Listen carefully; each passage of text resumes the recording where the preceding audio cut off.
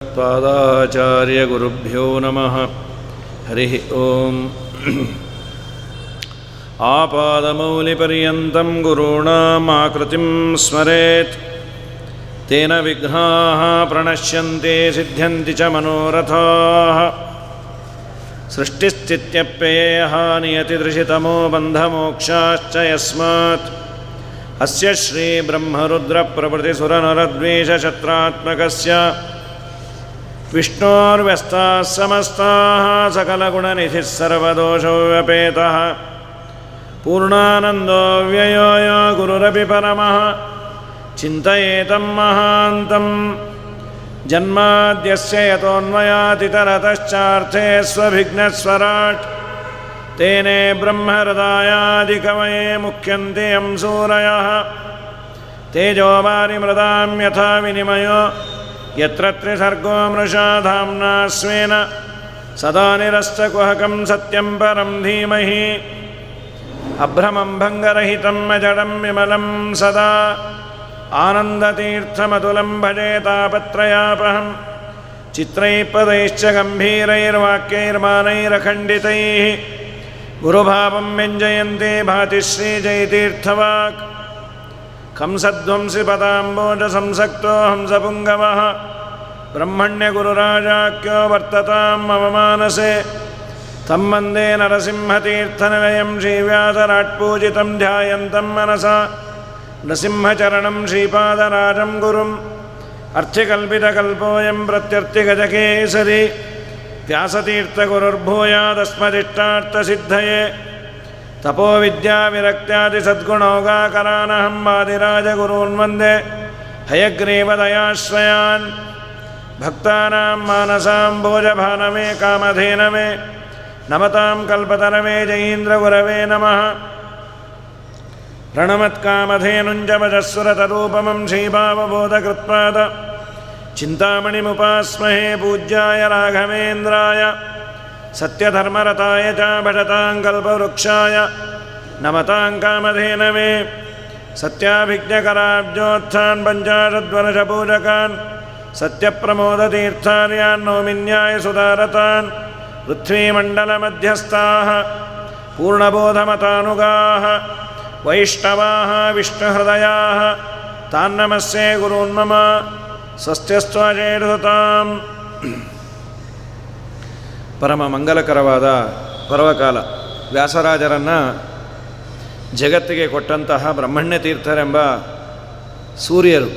ವ್ಯಾಸರಾಜರು ಅವರನ್ನು ಸೂರ್ಯ ಅಂತಾನೆ ಕೊಂಡಾಡ್ಯಾರ. ಸಮುತ್ಸಾರ್ಯ ತಮಸ್ತೋಮಂ ಸನ್ಮಾರ್ಗಂ ಸಂಪ್ರಕಾಶ್ಯ ಚ ಸದಾ ವಿಷ್ಣು ಪದಾಸಕ್ತಂ ಸೇವೆ ಬ್ರಹ್ಮಣ್ಯ ಭಾಸ್ಕರಂ ಅಂಥೇಳಿ ಬ್ರಹ್ಮಣ್ಯ ತೀರ್ಥರನ್ನು ಅವರೊಬ್ಬರು ಸೂರ್ಯರು ಅಂತ. ವ್ಯಾಸರಾಜರು ಇನ್ನು ಜನನ ಆದ ಮೇಲೆ ಆಶ್ರಮ ಕೊಟ್ಟರು ಅಂದರೆ ಸರಿ, ಜನನ ಆಗುವ ಮುಂಚೆಯೇ ಅವರ ತಂದೆ ತಾಯಿ ಗರ್ಭದಲ್ಲಿ ರತ್ನ ಇದೆ ಅಂತ ಕಂಡು ಹಿಡಿದು ಮಂತ್ರಾಕ್ಷತೆಯನ್ನು ಕೊಟ್ಟು ಅಂಥ ರತ್ನವನ್ನು ಜಗತ್ತಿಗೆ ಕೊಟ್ಟವರು ಬ್ರಹ್ಮಣ್ಯ ತೀರ್ಥರು. ಅವರ ಆರಾಧನೆ ಪ್ರಕೃತದಲ್ಲಿ ಭಗವಂತನ ಸ್ತೋತ್ರವನ್ನು ಸಾಯಂಕಾಲ ಅವರ ಮಹಿಮೆಯನ್ನು ಅನೇಕ ಜನ ಸೇರು ಇರ್ತಾರೆ, ಒಂದು ಕಾಲು ಗಂಟೆ ಹೇಳುವ.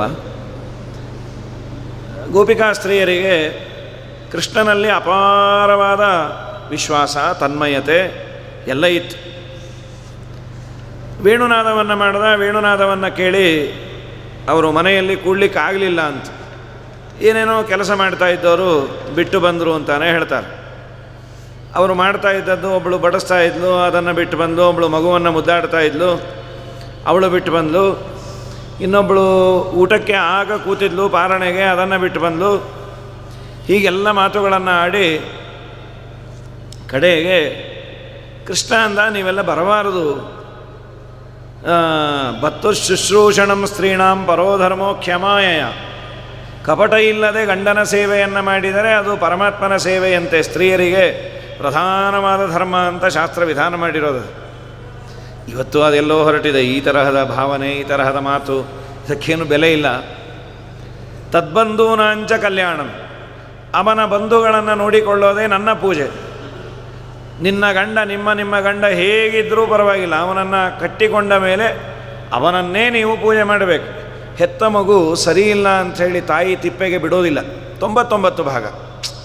Every rule has an exception ಅಂತ ಯಾವುದೋ ಒಬ್ಬಳೋ ಇಬ್ಬಳೋ ಬಿಡಬಹುದು. ಸಾಮಾನ್ಯವಾಗಿ ಜನರಲ್ಲಾಗಿ ಮಗು ಸರಿ ಇಲ್ಲದೇ ಇದ್ದರೂ ಇನ್ನೂ ಹೆಚ್ಚು ಗಮನ ಕೊಡ್ತಾಳೆ ತಾಯಿ.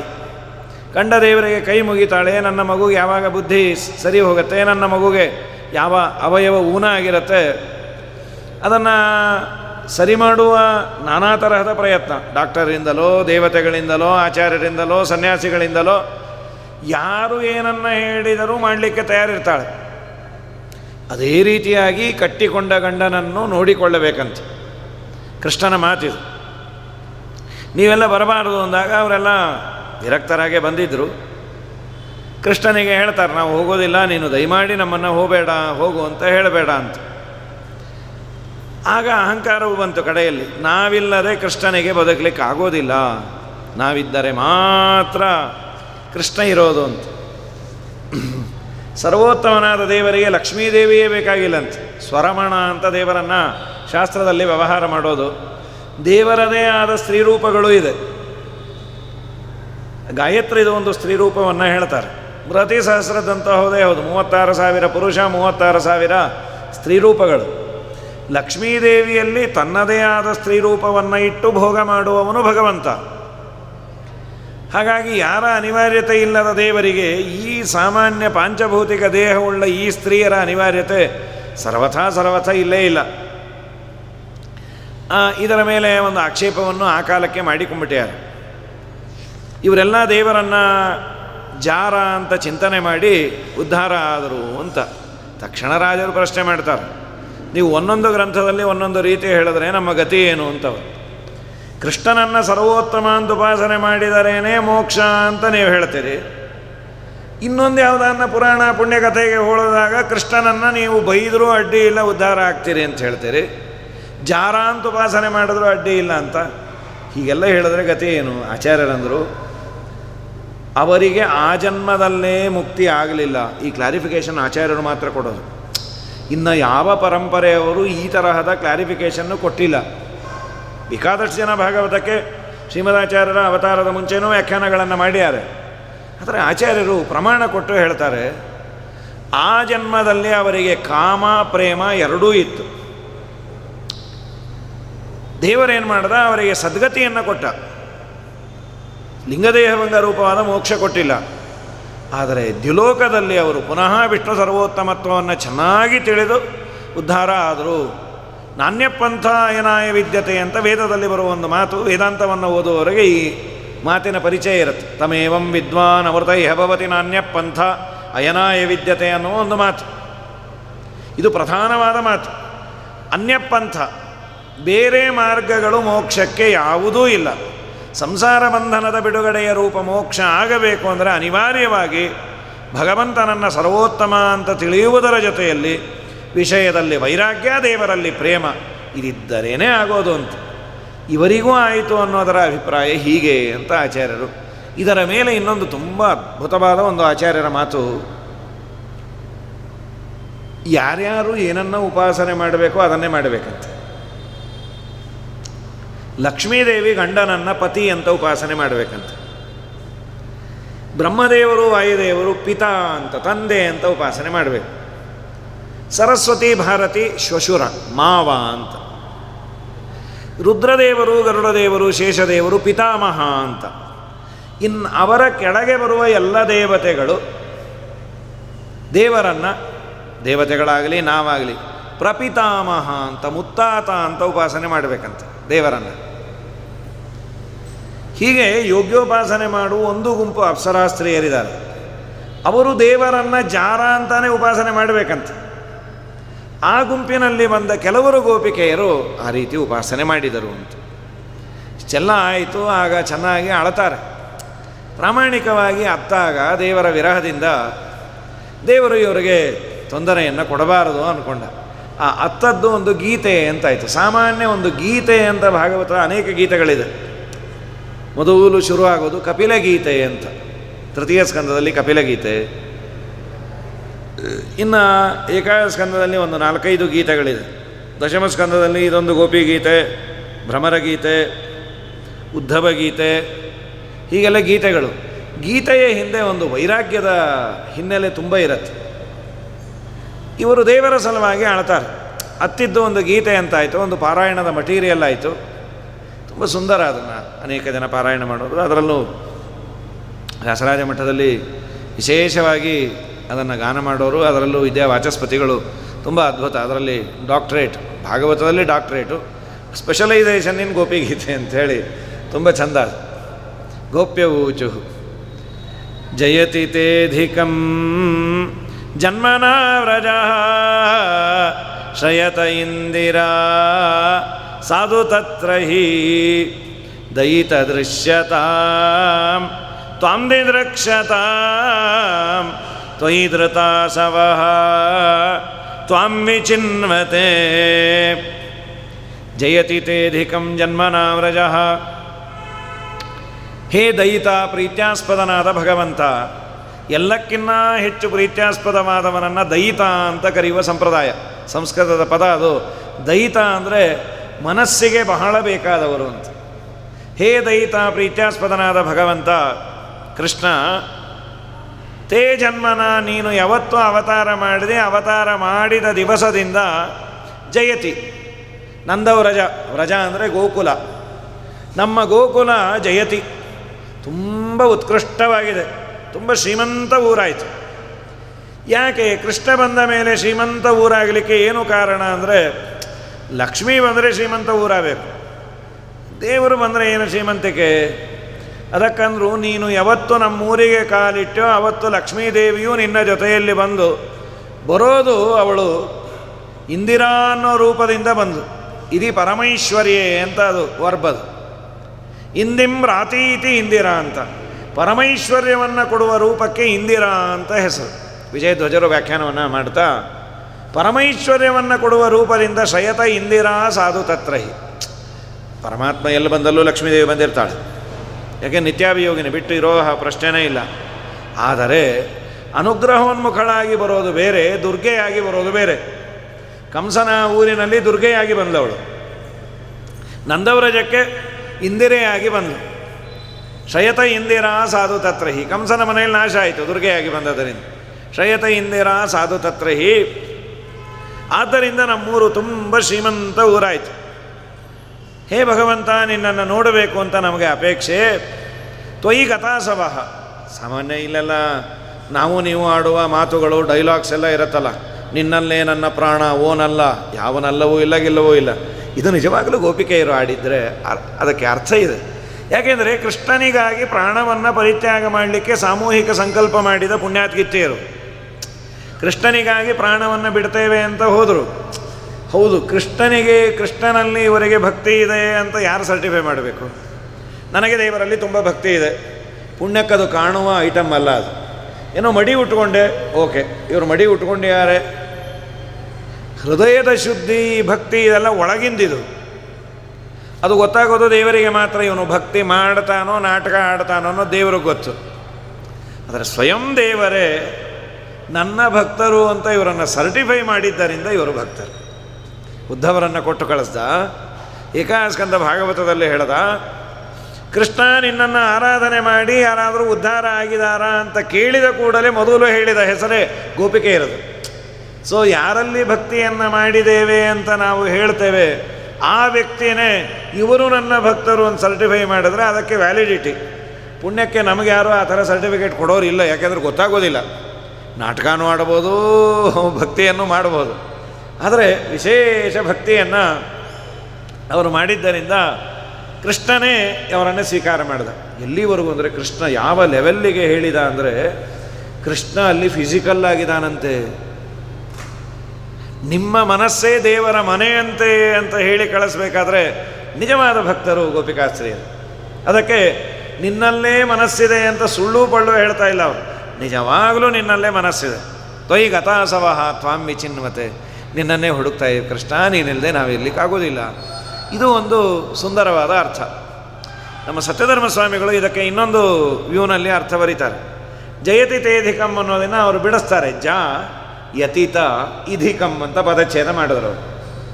ಜ ಅನ್ನುವ ಪದಕ್ಕೆ, ಆ ಅಕ್ಷರಕ್ಕೆ ಒಂದು ಕೋಶವನ್ನು ಕೊಡ್ತಾರೆ. ಜೋ ಜೇತರಿ. ಜ ಅಂದರೆ ಜಯಶೀಲ ಅನ್ನೋದಕ್ಕೆ ಅಬ್ರಿವೇಷನ್ ಅಂತ. ದೇವರನ್ನು ಸಂಬೋಧನೆ ಮಾಡೋದು, ಹೇ ಜ ಜಯಶೀಲನಾದ ಭಗವಂತನೇ. ಜ ಅಂತಾದ ಮೇಲೆ ಉಳಿದದ್ದು ಯತಿ. ತೇಧಿಕಂ ಅನ್ನೋ ಕಡೆ ಯತಿತ ಅಂತ ಮಾಡಿ ಇಧಿಕಂ ಅಂತ ಪದಚ್ಛೇದ ಮಾಡ್ಯಾರ. ಸಮಸ್ತ ಪದ ಮಾಡಿ ಜಯತಿ ತೇಧಿಕಂ ಅನ್ನೋದನ್ನು ಜ ಯತಿತ ಇಧಿಕಂ. ಯತಿತ ಅಂದರೆ ಯತಿತ್ವ, ಯತಿಧರ್ಮ, ಸನ್ಯಾಸ. ದೇವರು ಹೇಳದಂತೆ, ಸದಾ ನನ್ನ ಹತ್ತಿರ ಹೆಣ್ಣುಮಕ್ಕಳು ಇದ್ದು ನನಗೆ ತುಂಬ ಬೇಜಾರಾಗಿದೆ. ಯಾರಿಗೆ ಯಾವುದು ತುಂಬ ಇರುತ್ತೆ ಅದರ ಬಗ್ಗೆ ಅಲರ್ಜಿ ಇರುತ್ತೆ ಅಂತ. ಈ ತುಂಬ ಒಳ್ಳೆಯ ಭಕ್ಷ್ಯ ಈಕ್ಷೆ ಮಾಡಿದವರು ಆ ಹೊಗೆ ಕುಡೋದೇ ಸಾಕಾಗಿರುತ್ತೆ. ಏನು ಪುಣ್ಯಾತ್ಮರು ದಿನೋ ನೀವು ಭಕ್ಷ್ಯ ತಿಂತೀರಾ, ಅವರೇನಿಲ್ಲ, ತಿಳಿ ಸಾರು, ಒಂದು ಲೋಟ ಮಜ್ಜಿಗೆ. ವೈರಾಗ್ಯ ಬರದೇ ಇರೋದು ಅಂದರೆ ಎರಡೇ ಅಂತ. ಒಂದು ಹಣ ಸಂಪಾದನೆ ಮಾಡಬೇಕು ಅಂತ, ಇನ್ನೊಂದು ಬದುಕಿರಲೇಬೇಕು ಅನ್ನೋ ಬಯಕೆ. ಇದೆರಡರ ಮೇಲೆ ಮಾತ್ರ ವೈರಾಗ್ಯ ಬರೋದಿಲ್ಲ. ಮಹಾಭಾರತ ಹರಿವಂಶ ಎಲ್ಲ ಹೇಳೋದು ನಮ್ಮೆಲ್ಲವೂ ಜೀರ್ಣ ಆಗತ್ತೆ. ತಲೆ ಕೂದಲು ಜೀರ್ಣ ಆಯಿತು, ಹಲ್ಲುಗಳು ಜೀರ್ಣ ಆಯಿತು, ದೇಹದಲ್ಲಿರೋ ಶಕ್ತಿ ಜೀರ್ಣ ಆಯಿತು. ಜೀವಿತಾಶ ಧನಾಶಾಚ, ಬದುಕಿರಬೇಕು ಅನ್ನೋ ಬಯಕೆ, ಬದುಕಿರೋವರೆಗೂ ಸಂಪಾದನೆ ಮಾಡ್ತಾನೇ ಇರಬೇಕು ಅನ್ನೋ ಬಯಕೆ. ಅಲ್ಲ, ಇದನ್ನು ಯಾರಿಗೆ ನೀವು ಇಡ್ತೀರಿ? ಯಾರಿಗೋ ಇಡ್ತೀವಿ, ಬಾಯಿ ಮುಚ್ಕೊಂಡಿರಿ, ಮಾಡಬೇಕು. ನನಗೆ ಏನಂದರೆ ಇದು ನನಗೆ ಉಪಯೋಗ ಇಲ್ಲ ಅನ್ನೋದು ಗೊತ್ತಿಲ್ಲದೆ ನಾನು ಸಂಪಾದನೆ ಮಾಡ್ತಾ ಇರ್ತೇನಂತೆ. ಇದೆರಡು ಮನುಷ್ಯನಿಗೆ ಮಾತ್ರ ಕಡಿಮೆ ಆಗೋದಿಲ್ಲ ಅಂತ ಯಯಾತಿಯ ಬಗ್ಗೆ ಹೇಳಬೇಕಾದ್ರೆ ಭಾಗವತ, ಮಹಾಭಾರತ, ಹರಿವಂಶ ಎಲ್ಲ ಪುರಾಣಗಳು ಈ ಮಾತನ್ನು ಹೇಳಿದೆ. ನಮ್ಮ ಅನುಭವವೂ ಅದು ಇದೆ. ಹೀಗಾಗಿ ಮನುಷ್ಯನಿಗೆ ಲಿಮಿಟ್ಟೇ ಇಲ್ಲಂತೆ. ಇಷ್ಟು ದೊರಕಿದರೆ ಮತ್ತಷ್ಟು ಬೇಕೆಂಬಾಸೆ, ಅಷ್ಟು ದೊರಕಿದರೆ ಇನ್ನಷ್ಟು ಬೇಕೆಂಬಾಸೆ, ಕಷ್ಟಬೇಡೆಂಬಾಸೆ, ಕಡು ಸುಖವ ಕಾಂಬಾಸೆ, ನಷ್ಟ ಜೀವನದಾಸೆ, ಪುರಂದರ ವಿಠಲ ಭಿನ್ನಹಕ್ಕೆ ಬಾಯಿಲ್ಲವಯ್ಯ. ಇದನ್ನು ಯಾರ ಮುಂದೂ ನಾವು ಹೇಳೋದು ಬೇಕೇ ಆಗಿಲ್ಲ. ನಮ್ಮನ್ನು ನಾವು ಟೆಸ್ಟ್ ಮಾಡಿಕೊಂಡ್ರೆ ಗೊತ್ತಾಗತ್ತೆ. ನಿಜವಾಗಲೂ ವೈರಾಗ್ಯ ಇದೆ ಅಂದರೆ ನಾನು ಧನ್ಯ, ವೈರಾಗ್ಯ ಇಲ್ಲ ಅಂತ ಬರೀ ಫೋರ್ಸ್ ಕೊಟ್ಟರೆ ನಾನು ಹಾಳಾಗ್ತೀನಿ ಅಷ್ಟೇ. ಯಾರೂ ಬಂದು ನನಗೆ ವೈರಾಗ್ಯ ಇದೆಯಾ, ಪುಣ್ಯಕ್ಕೆ ಇದಕ್ಕೆಲ್ಲ ಯಾವ ಮೀಟರ್ಸ್ ಇಲ್ಲ. ಯಾವುದೋ ಒಂದು ಮೀಟರ್ ಫಿಕ್ಸ್ ಮಾಡಿದ್ರೆ ಇವರು ವೈರಾಗ್ಯ ಈ ಪರ್ಸೆಂಟ್ ಇದೆ, ಈಗ ಫ್ಯಾಟು ಗೀಟೆಲ್ಲ ಪರ್ಸೆಂಟೇಜ್ ಗೊತ್ತಾಗುತ್ತೆ. ಅಥವಾ ಶುಗರ್ ಎಷ್ಟಿದೆ, ಇವರು ವೈರಾಗ್ಯ ಎಷ್ಟಿದೆ. ಮೀಟ್ರ್ಗಳಿದ್ದರೆ ಗೋವಿಂದ, ಮೀಟ್ರು ಕೃಷ್ಣಾರ್ಪಣೆ ಆಗ್ಬಿಟ್ಟಿರೋ ನಮಗಿರುವ ಆ ಬಯಕೆಗಳು ವಿಷಯದ ಆಸೆಗೆ. ಹೀಗಾಗಿ ಜಯತಿ ತೇಧಿಕಂ ಜನ್ಮನ ವ್ರಜಃ, ಭಗವಂತ ಅಂತಾನೆ ಯತಿತ, ನಾನು ಸನ್ಯಾಸಿ ಆಗ್ತೇನೆ ಅಂದಂತೆ. ಸದಾ ಹೆಣ್ಣು ಮಕ್ಕಳು ನನ್ನ ಸುತ್ತಲೂ ಇದ್ದು ನನಗೆ ಬೇಜಾರಾಗಿದೆ, ಸನ್ಯಾಸಿ ಆಗ್ತೀನಿ. ನಮ್ಮ ಸತ್ಯಧರ್ಮರಂದರು, ಕೃಷ್ಣ ಯಾರು ಬೇಕಾದರೂ ಸನ್ಯಾಸಿಗಳಾಗಬಹುದು, ನೀನು ಮಾತ್ರ ಸನ್ಯಾಸಿ ಆಗಲಿಕ್ಕೆ ಸಾಧ್ಯವೇ ಇಲ್ಲ. ಯಾಕೆ, ಏನು, ಯಾವ ಪೀಠವೂ ಖಾಲಿ ಇಲ್ವಾ? ಮಹಾತ್ಮ ಪೀಠಗಳ ಖಾಲಿ ಇಲ್ಲ ಅಂದರೆ ಬೇಡ, ನಾನು ಯಾವುದೋ 3000 ಮಠಕ್ಕೆ ಹೋಗಿ ತೊಗೊಳ್ತೇನೆ, ಹುಬ್ಬಳ್ಳಿಯಲ್ಲೋ ಧಾರವಾಡದಲ್ಲೋ. ನೀ 3000 ಇಲ್ಲ 6000 ಇಲ್ಲ, ಸನ್ಯಾಸ ಧರ್ಮವೇ ನಿನಗೆ ಇಲ್ಲ ಅಂದರು. ಯತಿತ ಜಯಶೀಲನಾದ ಭಗವಂತ ಯತಿತ ನ ಇಲ್ಲ. ಯಾಕೆ ಅಂದರೆ ಇಧಿಕಂ ಅಂದರು. ಇಧಿಕ ಅನ್ನೋ ಪದಕ್ಕೆ ಅರ್ಥ ಈ ಅನ್ನುವ ಅಕ್ಷರಕ್ಕೆ ಕಾಮ ಅಂತ, ಕಾಮ, ಮನ್ಮಥ ಅಥವಾ ಬ್ರಹ್ಮ, ಏಕಾಕ್ಷರ ಕೋಶಗಳಲ್ಲಿದೆ ಇದು. ವಿಧಿ ಅಥವಾ ಬ್ರಹ್ಮ. ಧಿ, ದೊಡ್ಡ ಧಿ ಅದು. ಧಿ ಅಂದರೆ ಧೀಯಂತೆ, ಧಾರಣೆ ಮಾಡುವವಳು. ತನ್ನ ಗರ್ಭದಲ್ಲಿ ಆ ಕಾಮನನ್ನೋ ಬ್ರಹ್ಮನನ್ನೋ ಧಾರಣೆ ಮಾಡುವವಳು ಮಹಾಲಕ್ಷ್ಮೀ ದೇವಿ, ಜಗದಂಬೆ. ಇಧಿ ಅಂದರೆ ಜಗದಂಬೆ. ಯಾಕೆ? ಕಾಮಬ್ರಹ್ಮರನ್ನು ತನ್ನ ಗರ್ಭದಲ್ಲಿ ಧರಿಸಿದ್ದರಿಂದ ಅವಳಿಗೆ ಇಧಿ ಅಂತ ಹೆಸರು. ಆ ಇಧಿಯಾದ ಮಹಾಲಕ್ಷ್ಮೀ ದೇವಿಗೆ ಕಾ ಅಂದರೆ ಸುಖ. ಯಾತರಿಂದ? ಸದಾ ದೇವರ ಎದೆ ಮೇಲೆ ಕೂಡುವುದರಿಂದ ತುಂಬ ಸುಖ ಅಂತವಳೆ. ಇಧಿಕಂ, ಇಹಿ ಕಾಮ ಅಥವಾ ವಿಧಿ, ಅವರನ್ನು ಧಾರಣೆ ಮಾಡಿದ ಲಕ್ಷ್ಮಿ, ಅವಳಿಗೆ ಕಂ ಸುಖಂ ಯಸ್ಮಾತ್ ಸಹ ಇಧಿಕಃ ಅಂಥೇಳಿ ವ್ಯಾಖ್ಯಾನ ಮಾಡಿ, ಸದಾ ನೀನು ಎದೆ ಮೇಲೆ ಕೂಡಿಸ್ಕೊಂಡಿರ್ತೀನಿ, ನೀನೆಲ್ಲಿ ಸನ್ಯಾಸಿಯೋ. ಇದು ನಮ್ಮ ಪುರಂದರದಾಸರಂಥದ್ದನ್ನೇ ಸತ್ಯಧರ್ಮರಂತಾರೆ. ಯಾಕೆಂದರೆ ಅವರೇ ಮೊದಲಲ್ಲ, ಅವರು ಮೊದಲೇ ಅಂದಿದ್ರು, ಏನು ಒಳಗೆ ಹಾಕ್ಕೊಂಡೆ ನಿನ್ನ ಗಂಡನ್ನು, ಅದು ಎಷ್ಟು ಟೋಪಿ ಹಾಕಿದಿ, ಏನು ಮಕ್ಮಲ್ ಟೋಪಿ, ಬಿಚ್ಚೋದೇ ಇಲ್ಲ ಅಂತಾನಲ್ಲ. ಪ್ರಳಯ ಕಾಲದಲ್ಲಿ ಆಲದೆಲೆಯ ಮೇಲೆ ಮಲಗಿದಾಗ ಹಲವು ಆಭರಣಗಳನ್ನು ಜಲವು ಆಗಿ ಜಾಣತನದಿ ಮರಳು ಮಾಡಿಕೊಂಡೆ ಎಲ್ಲೆ ಮಾಯಾದೇವಿಯೇ. ಇರಳು ಹಗಲು ಏಕವಾಗಿ ಹರಿಯು ನಿನ್ನ ಬಿಡದಿ ಪಂತೆ ಮರಳು ಮಾಡಿಕೊಂಡೆ ಎಲ್ಲೆ ಮಾಯಾದೇವಿಯೇ.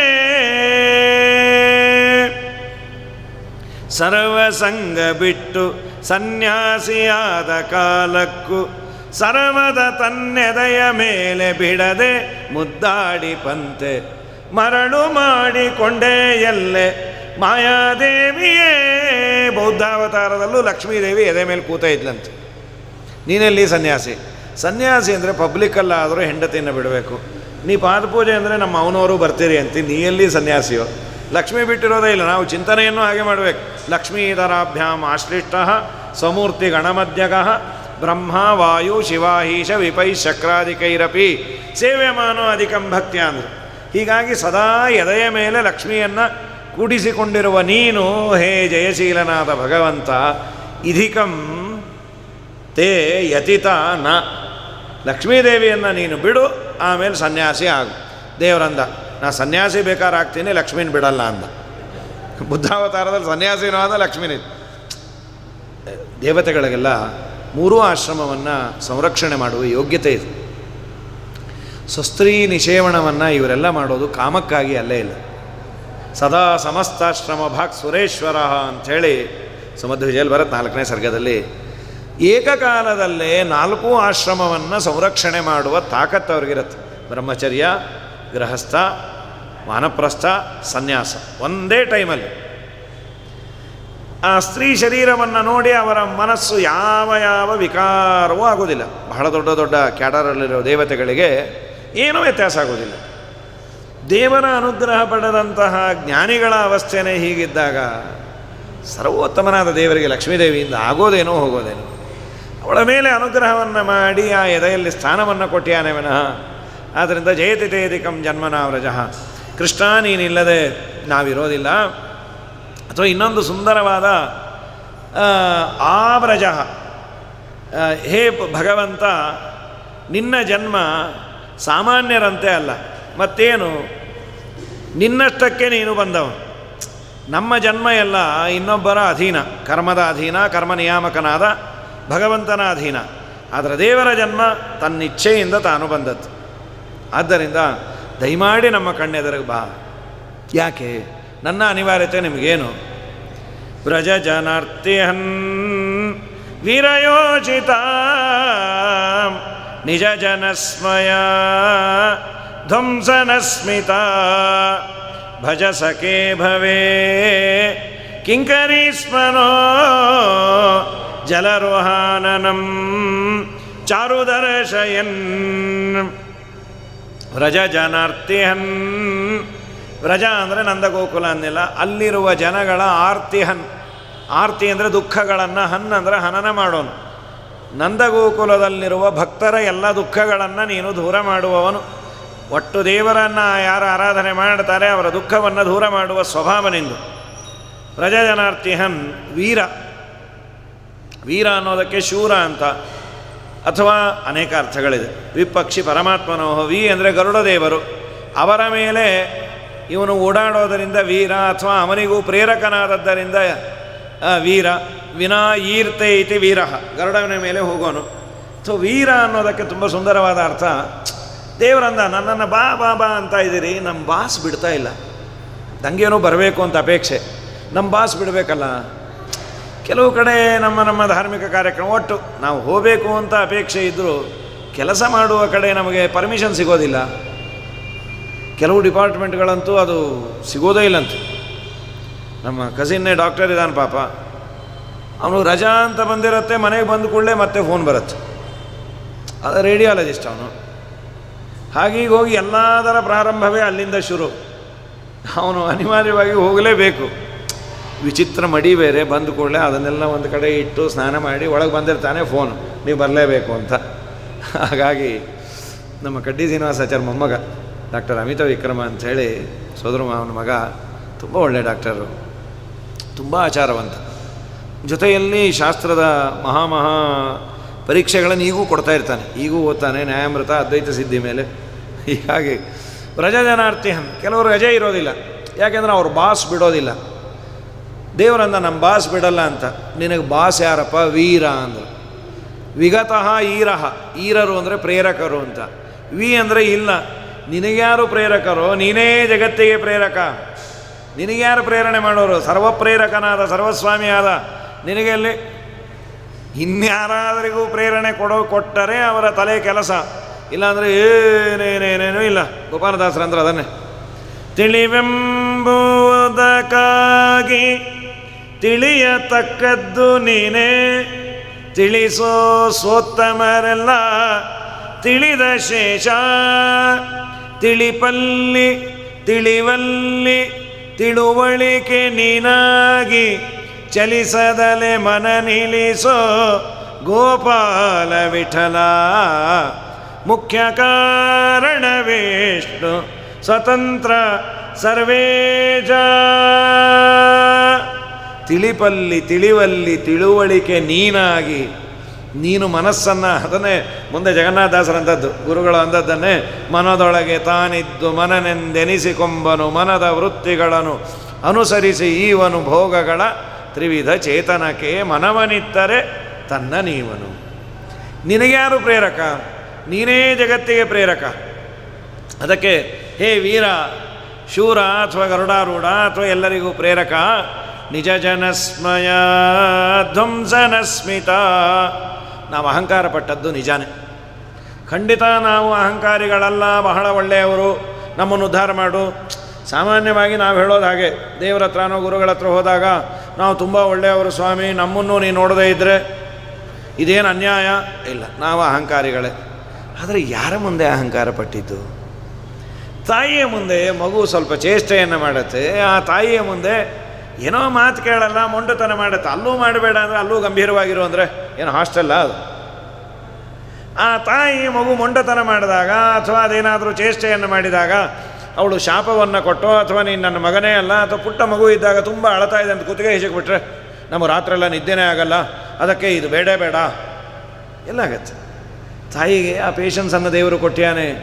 ಅದು ಎಷ್ಟೇ ರೋಗಗ್ರಸ್ತವಾಗಲಿ, ಅದಕ್ಕೆ ಎಷ್ಟೇ ಕುರೂಪಿಯಾಗಲಿ, ಅದು ಏನೇ ಅಳ್ಳಿ ಮಾಡಲಿ, ನನ್ನ ಕಂದ ಅಂಥೇಳಿ ಎತ್ತಿ ಮುದ್ದಾಡಿ ಕಾಡಿಬೇಡಿ ಆ ಮಗುವನ್ನು ಬೆಳೆಸ್ತಾಳೆ. ನೀನು ಜಗತ್ತಿಗೆ ತಂದೆ ತಾಯಿಯೋ? ನಾವೇನೋ ಚೂರೋಪಾರು ಮಾಡಿ, ನಿಜ ಜನಸ್ಮಯ, ನಿಜ ಜನರು ನಿನ್ನ ಸ್ವಕೀಯರು, ನಿನ್ನ ಭಕ್ತರು, ಅವರ ಸ್ಮಯ ಅಂದರೆ ಅಹಂಕಾರವನ್ನು ಧ್ವಂಸ ಮಾಡು. ಹೇ ಸ್ಮಿತ, ಮಂದಹಾಸದಿಂದ ಕೂಡಿದ ಭಗವಂತ, ಸ್ವಕೀಯರಾದ ನಮ್ಮ ಗರ್ವವನ್ನು ನೀನು ದೂರ ಮಾಡಬೇಕಪ್ಪ.